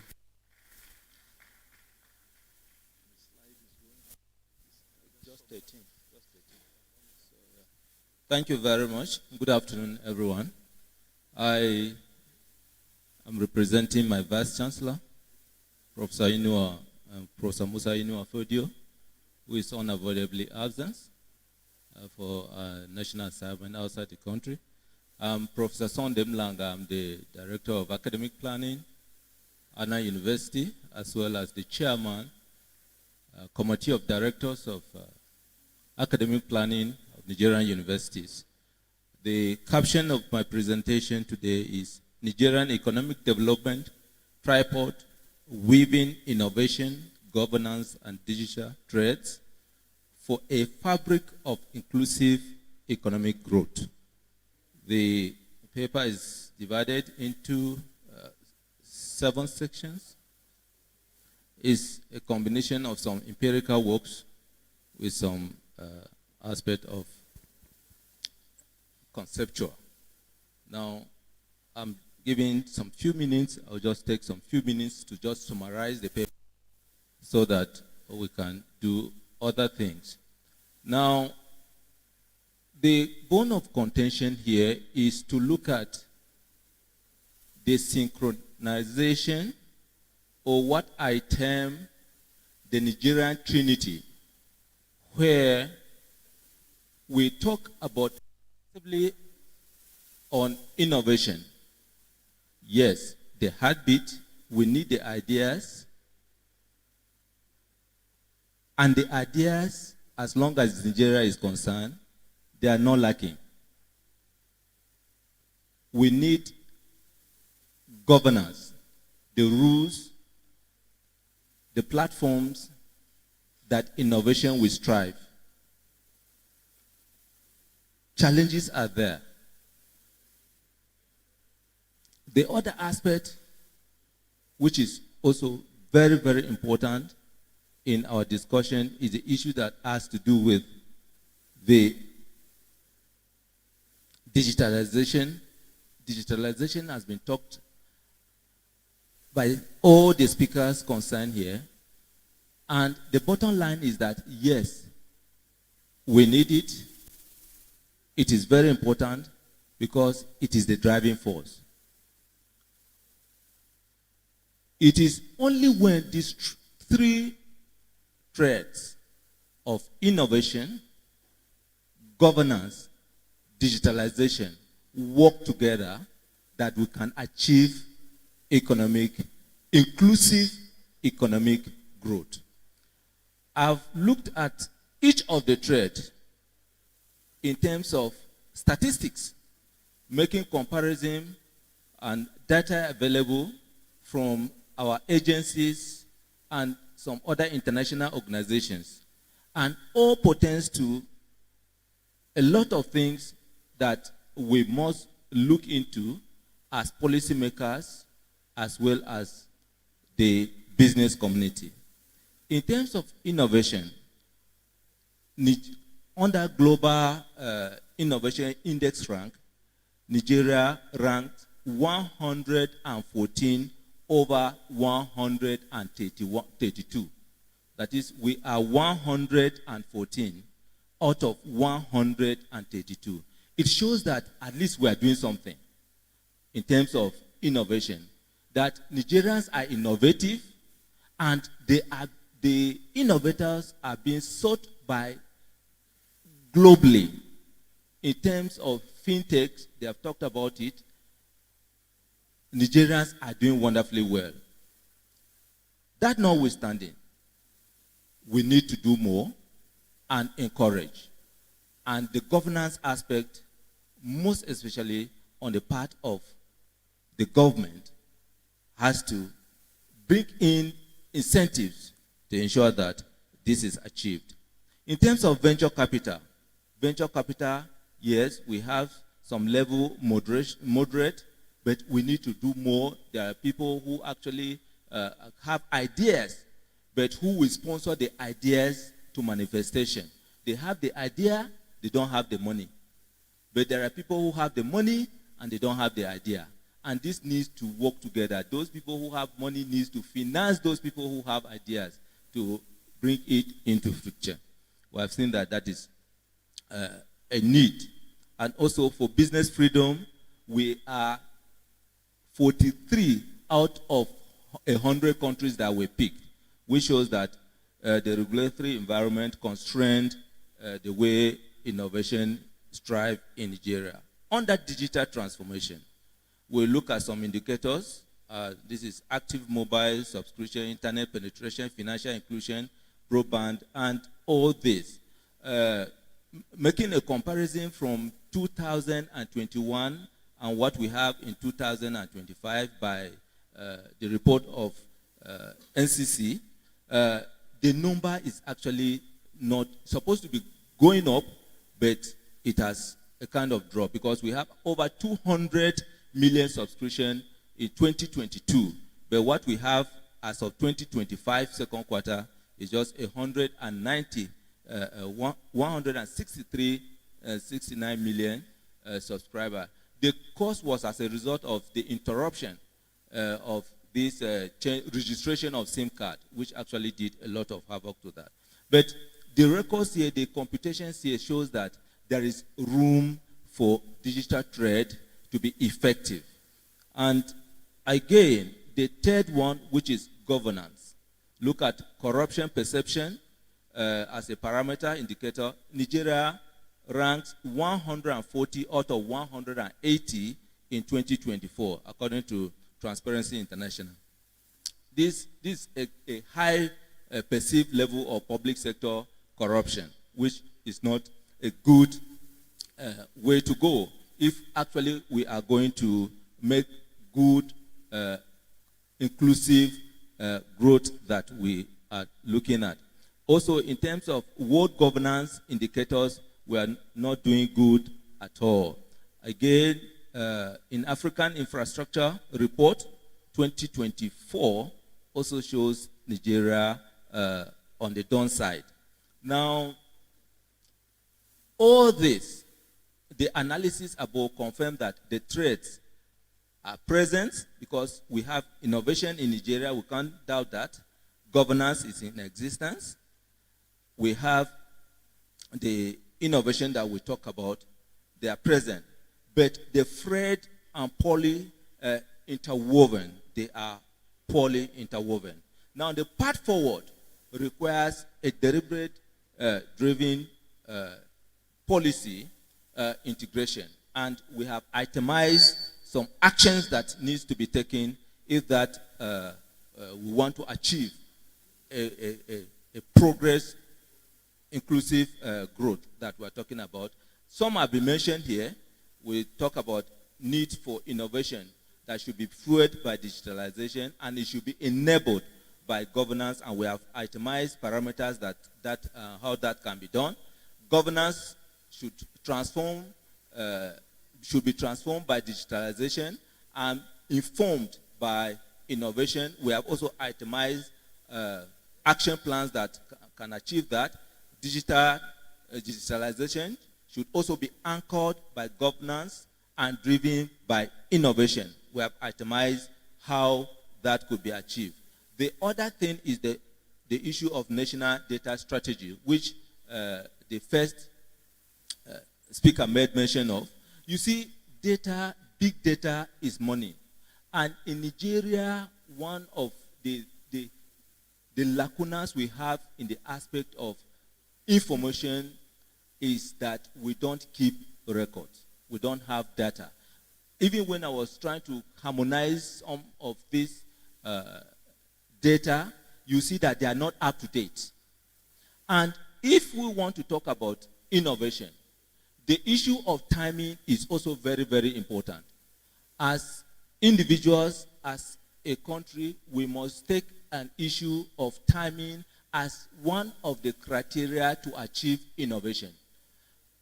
Let's take, for instance, in fact, this issue of timing is so that even as individuals, we don't take our time serious. And there's no way you can do serious business without putting time into consideration. There's no way you can anchor credible innovation when you are not time conscious.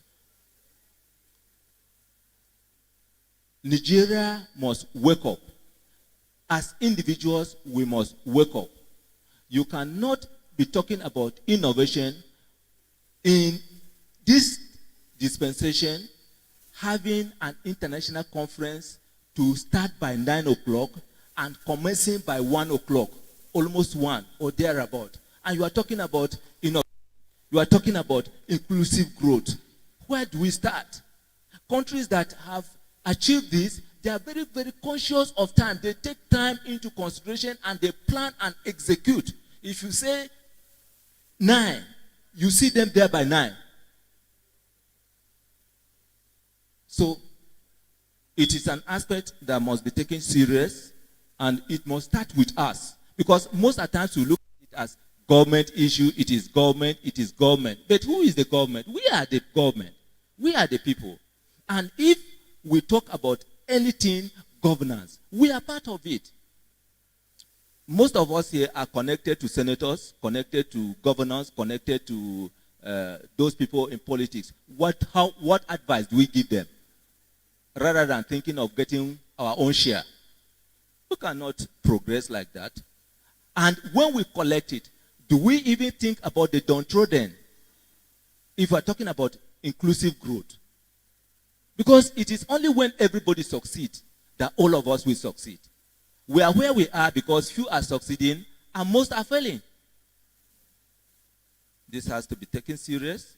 In conclusion, I want to say that the aspect of Nigerian Trinity has to be taken seriously. It should not be an academic exercise alone, but there is a call for a paradigm shift.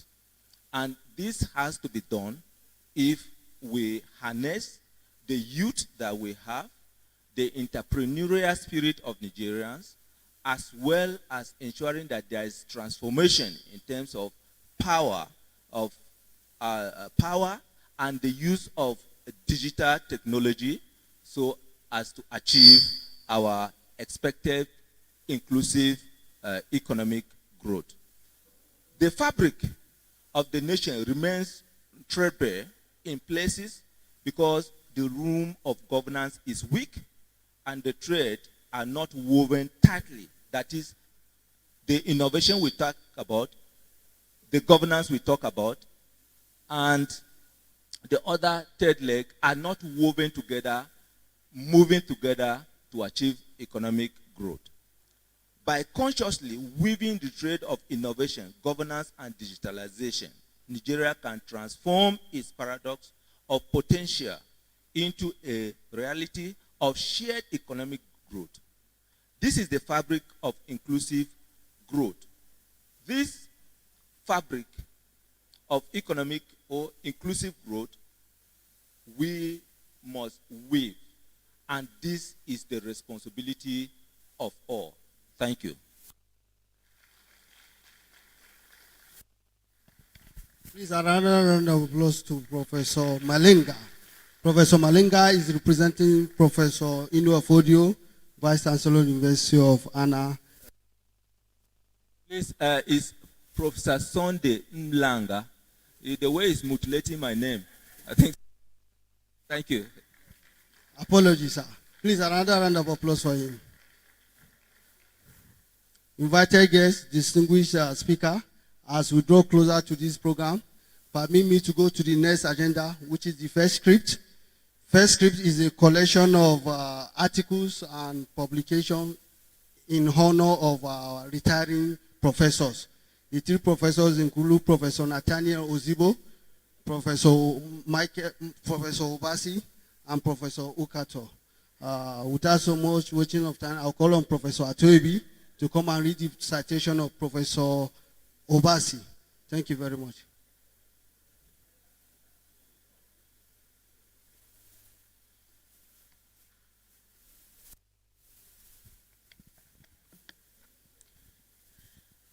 Distinguished ladies and gentlemen, guests, good afternoon.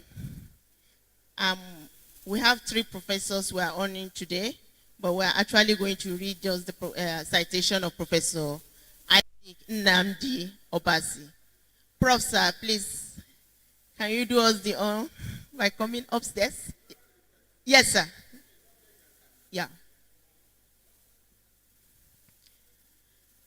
Because of the time constraint and because we started late, we're just going to have an abridged citation of Professor Isaac Nnamdi Obasi.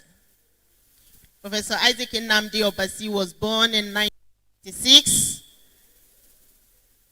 to the family of Mr. Innocent and Mrs. Fidelia Obasi in Imo State.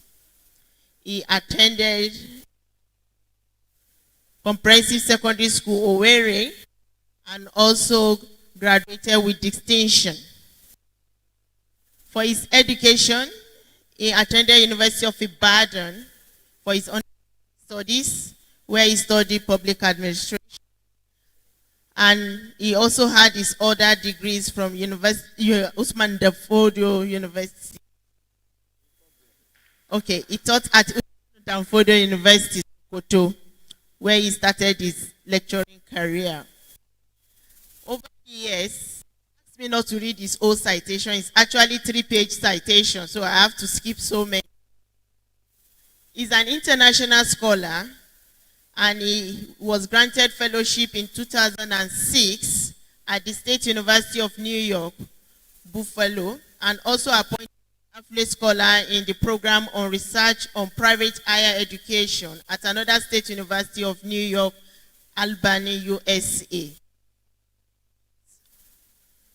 Over 83 academic publications comprising 8 books, singly and jointly published, 42 journal articles,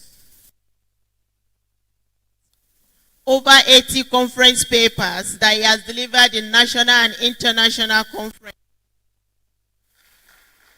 He is also a newspaper columnist.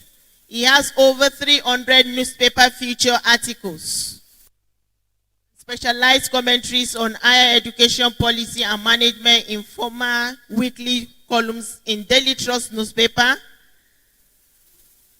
The Vanguard, Daily Sun, Daily Independent, Business, Premium Times, New Telegraph, Leadership, The News Chronicle, and Sundaita Post.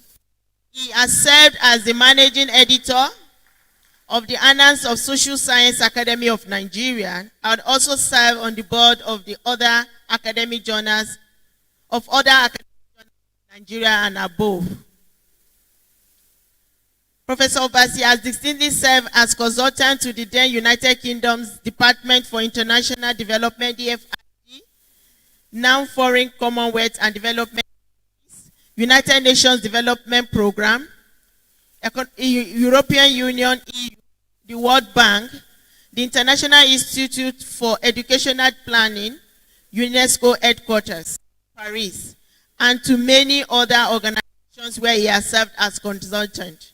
He served as lead consultant to the team that developed the training modules for the Public Service Institute of Nigeria, Abuja. He also distinctively served as the lead consultant for the Nigerian 2015 MDG, Millennium Development Goals Endpoints Report.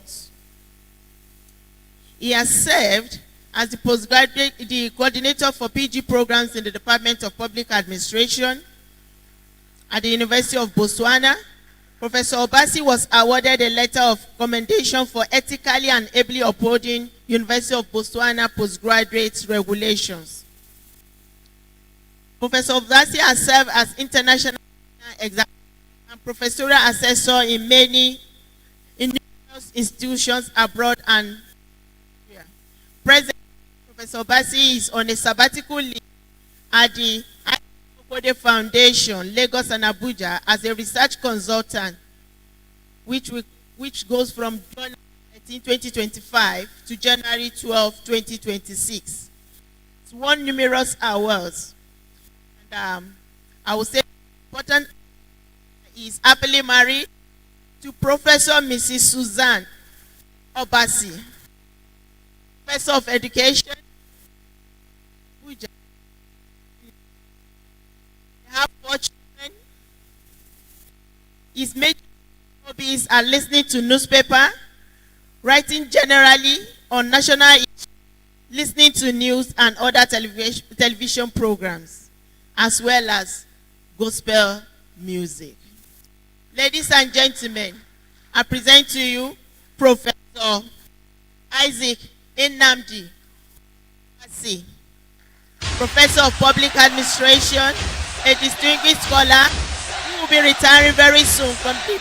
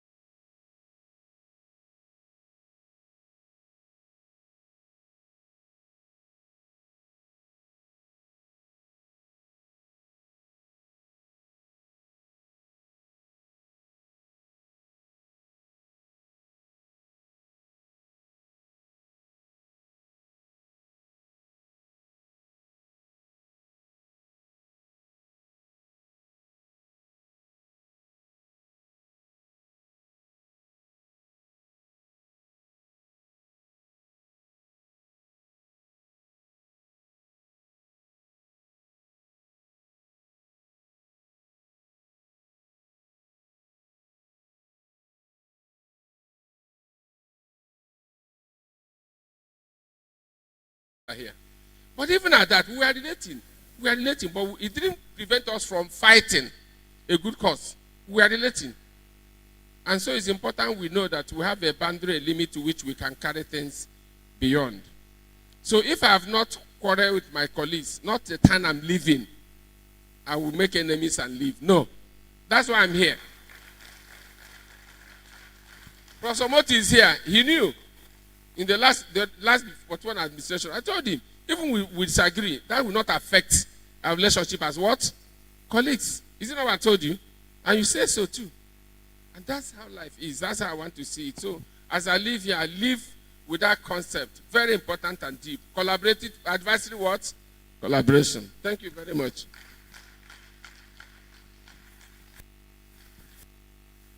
Thank you. Another round of applause for him, please. It is not easy to rise from the grass to the grace and to the point that you are handling the mantle of leadership to your subjects. We are proud to be your students. We are proud to learn from you. We thank you for all the things you've done, for the love you have shared, for the bonds you have strengthening, for the commitment you have renewed, for the hope that you have restored in many of us. We cannot thank you enough. We pray that the Lord will be with you, that as you are retiring, you will not be tired. Yeah, thank you so much. Our distinguished Professor Isaac Nnamdi Obasi. Please, can you give a round of applause to him? He's one of the professors I respect so much. I've learned under him and I'm still learning. I learn remotely and I learn closely. Yeah, I just want to say this quickly. Please, whatever we are doing here is an intellectual ritual. It's going to affect each and every one of us one day.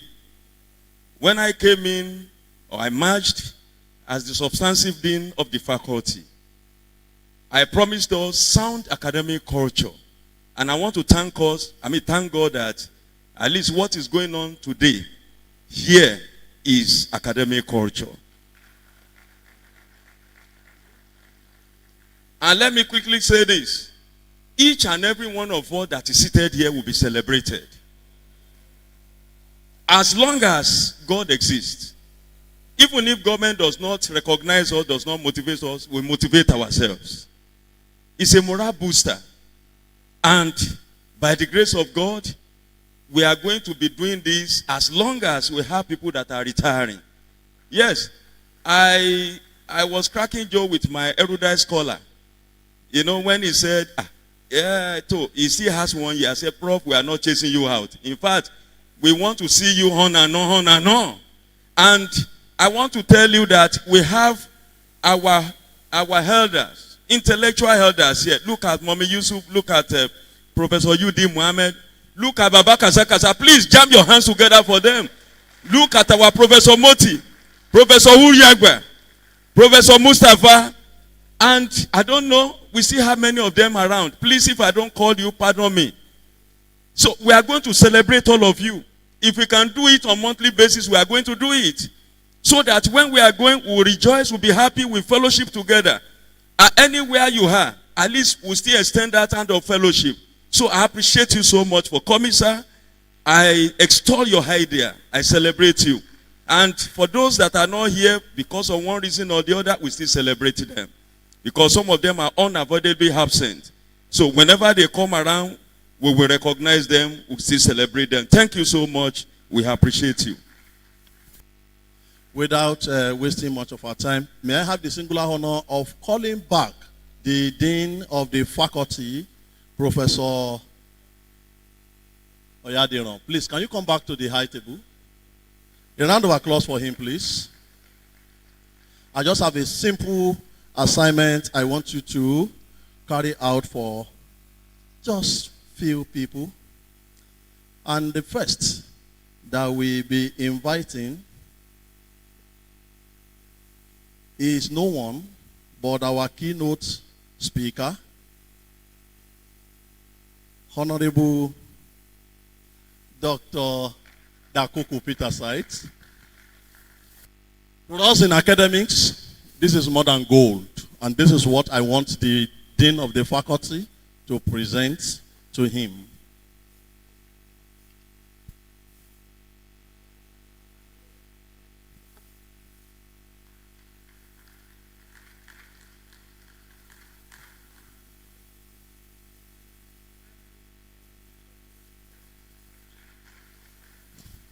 You can have your seat, sir. May I have the singular honor of inviting Professor U.D. Mohammed to come to the high table.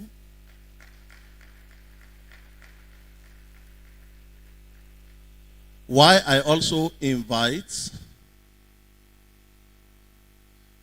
Dr. Rabiu Olowo, the Executive Secretary and CEO of Financial Reporting Council, ably represented by Dr. Abubakar Abdurazak, to make a presentation.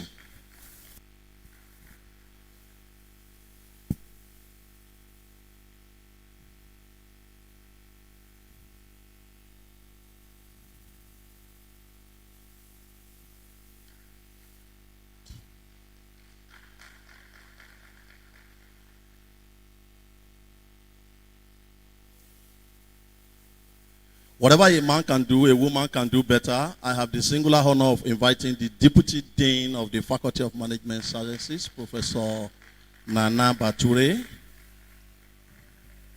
to present similar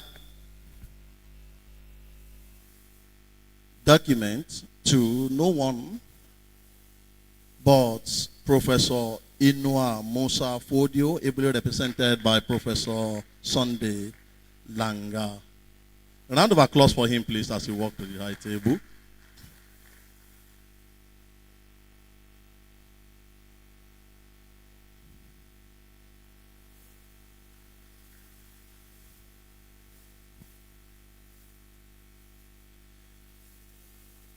I have the singular honor to respectfully invite the former Dean of the Faculty, who is the only former Dean here present, in person of Professor Munirat Yusuf Habib, to come forward and make similar presentation to no one but another erudite professor, my boss, Professor Uwaleke Uchenna, the President of Capital Market Academics of Nigeria. A round of applause for him, please.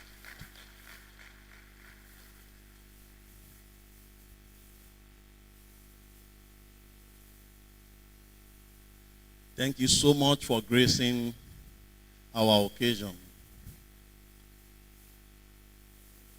Invited guests, ladies and gentlemen, on behalf of the Faculty of Management Sciences, University of Abuja, I want to thank all of you. I want to thank every one of you for your patience, for subjecting yourself for my immediate control. A lot of people have asked, what is your name? And I've refused to say my name all along until you give me the time to say the name. And I'm glad to say, my name is simple, but it's difficult to pronounce. I am called Ahmed Abubakar Zikrullah. It's like you're not clapping well for me. That is comforting, that is consoling. After this remark, we will be having an announcement to make after the closing section. And I crave your indulgence to listen to those announcements. They are very important and they will guide us moving forward in this conference. Whatever has a beginning, certainly have an end. This moment we have come to the end of the opening section, but that is certainly not the end of the conference. The conference lives on. And the knowledge, the experience, the discovery that will be resonating from this conference will continue to live on even beyond the conference itself. So in an event like this, it is important to thank the Lord, the creator of universe and earth, who have ordained that a day like this will come and it will come to pass. And indeed, it has come to pass. Mr. Chairman, Vice Chancellor, invited guests, ladies and gentlemen, I implore you all to join me in thanking him in the words he has taught us. Our Lord, to you is our gratitude. Gratitude appropriate to the majesty of your power and the omnipotence of your presence. Who dares wins. And to my mind, the latter word rather than the former have defined this conference. We have all won. We can give yourself a round of applause once again. And this wouldn't have been possible without the support of our able Professor Matthew Adamo, the Vice Chancellor of the university. We thank him for his support, for his guidance. We thank him for his direction. We thank him for his development and leadership. And we pray that he will find favor wherever he turns to. Our gratitude also goes to our dean, the dean of the faculty, for finding it worthy to make day like this a reality. We thank his deputy, the deputy dean of the Faculty of Management Sciences, Professor Nana Bature. We thank the chairperson of the conference itself, Professor Taibat Atoyebi. We thank very specially our guest speaker. At first when he came, I was not expecting that he will stay to the end of the program because I know people of such natures will always live for one engagement or the other. But he has found his time to be with us during and throughout the program. He has demonstrated beyond doubt. Thank you. Thank you. He has demonstrated beyond doubt that he's not only honoring our invitation, he is also identifying with us. Grateful for your support. We are grateful for your attention. We are privileged to be the recipient of your devotion. And we want to assure you that as you continue to climb the ladder of success and progress in your life endeavor, this faculty will continue to climb along with you. It is not sunset yet, and I'm saying it from the depth of my heart. I see very far, and I can see very near that the days are bright for you. Please, a round of applause for him. We want to thank very specially also this second speaker, our guest speaker, Dr. Rabi Olowo, ably represented. We thank him so much for his support, and it is our hope that each time we call on him, he will answer us. I can see the man of God is coming close to me. Little do we know, or little of us know that he's also a pastor. And as he's coming closer to me to pass one or two information, I'm getting anointing. I'm getting anointing from the book of Matthew chapter 7 verse 7 that says, ask and it shall be given. Seek and you shall find. Knock and it shall be opened unto you. And it is our hope that each time we call on you, Dr. Rabi Olowo, each time we, ask, we will always find from you. Each time we knock, you will open up your door to us. Each time we seek, we will also find. A round of applause for him. We thank very profoundly Professor Fodio Musa Inua, who was the lead presenter. It is soul touching to listen to his lecture. And so also Professor Uwaleke Uchenna. If we have not stopped this man, I'm not sure he will not take the whole of the day. For those of us who know him very closely, we know what you have been doing. We are grateful for the representation you are making in the country. Nigeria, your country is proud of you. And we, your children, we are proud of you. The list of those to thank is endless. And if I continue to mention, we may just not live here. And I really want us to live here to draw the curtain for the opening ceremony so that we can constructively engage in other things. So I thank everyone in the hall. I thank everyone that have been present and have had one reason or the other to be absent. I thank those that have remained committed and seated during and throughout this opening section. We pray that the Lord will be with you. However, there's a group of people that are so special, as special as those that I have mentioned. They are dear to our hearts, and they are unique. They are those that's time for me to mention their name. Please, you can put a round of applause for all of those that have not mentioned their name.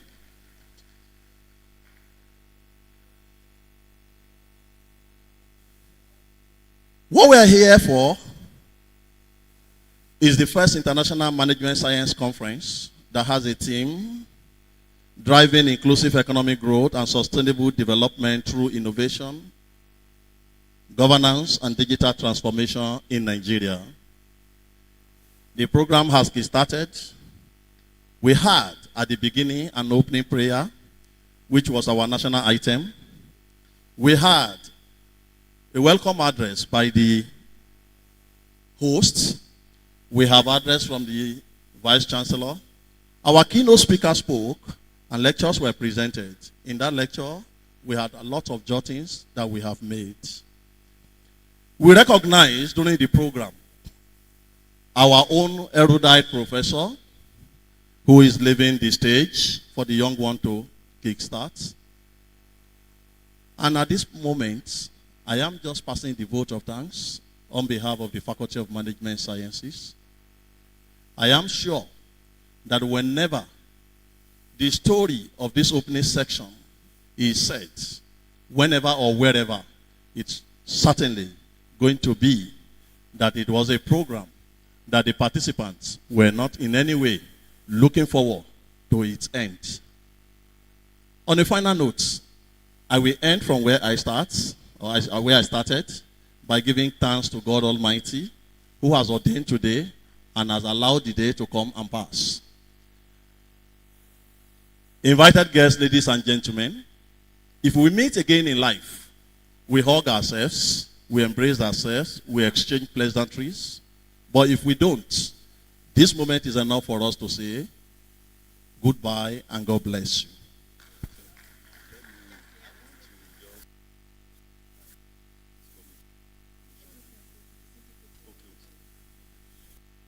For our registered participants, we have 6 syndicate groups that we are going to have tomorrow.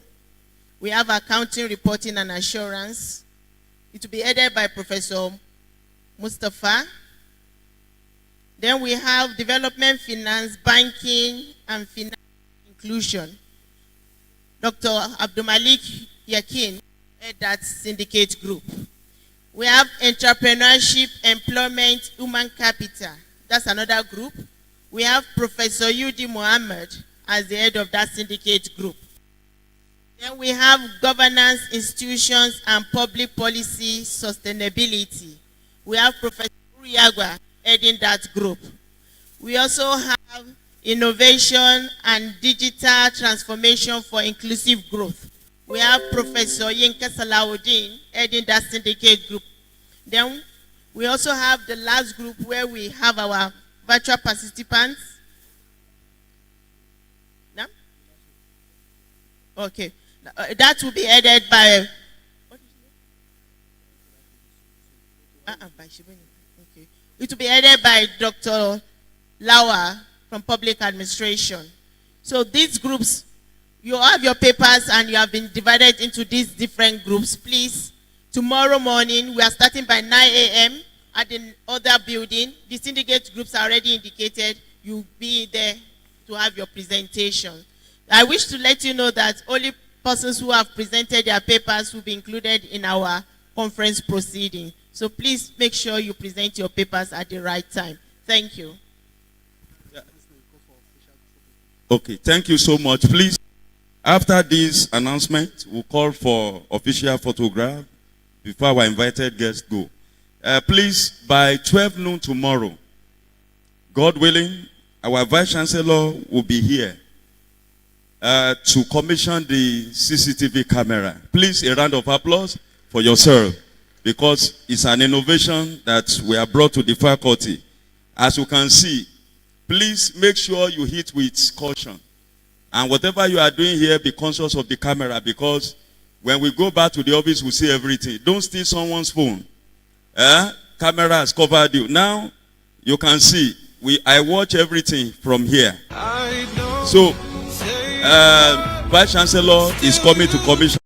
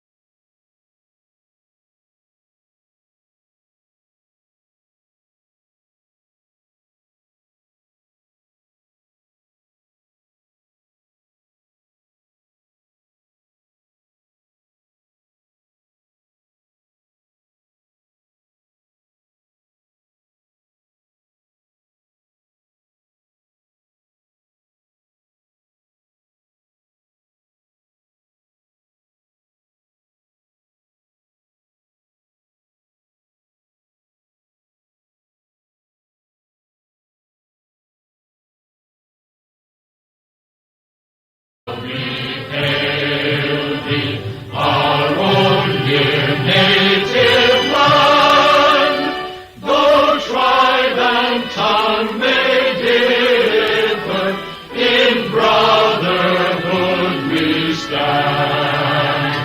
Nigerians old and proud to serve our sovereign fatherland. Okay. You can come down for photograph. Our guest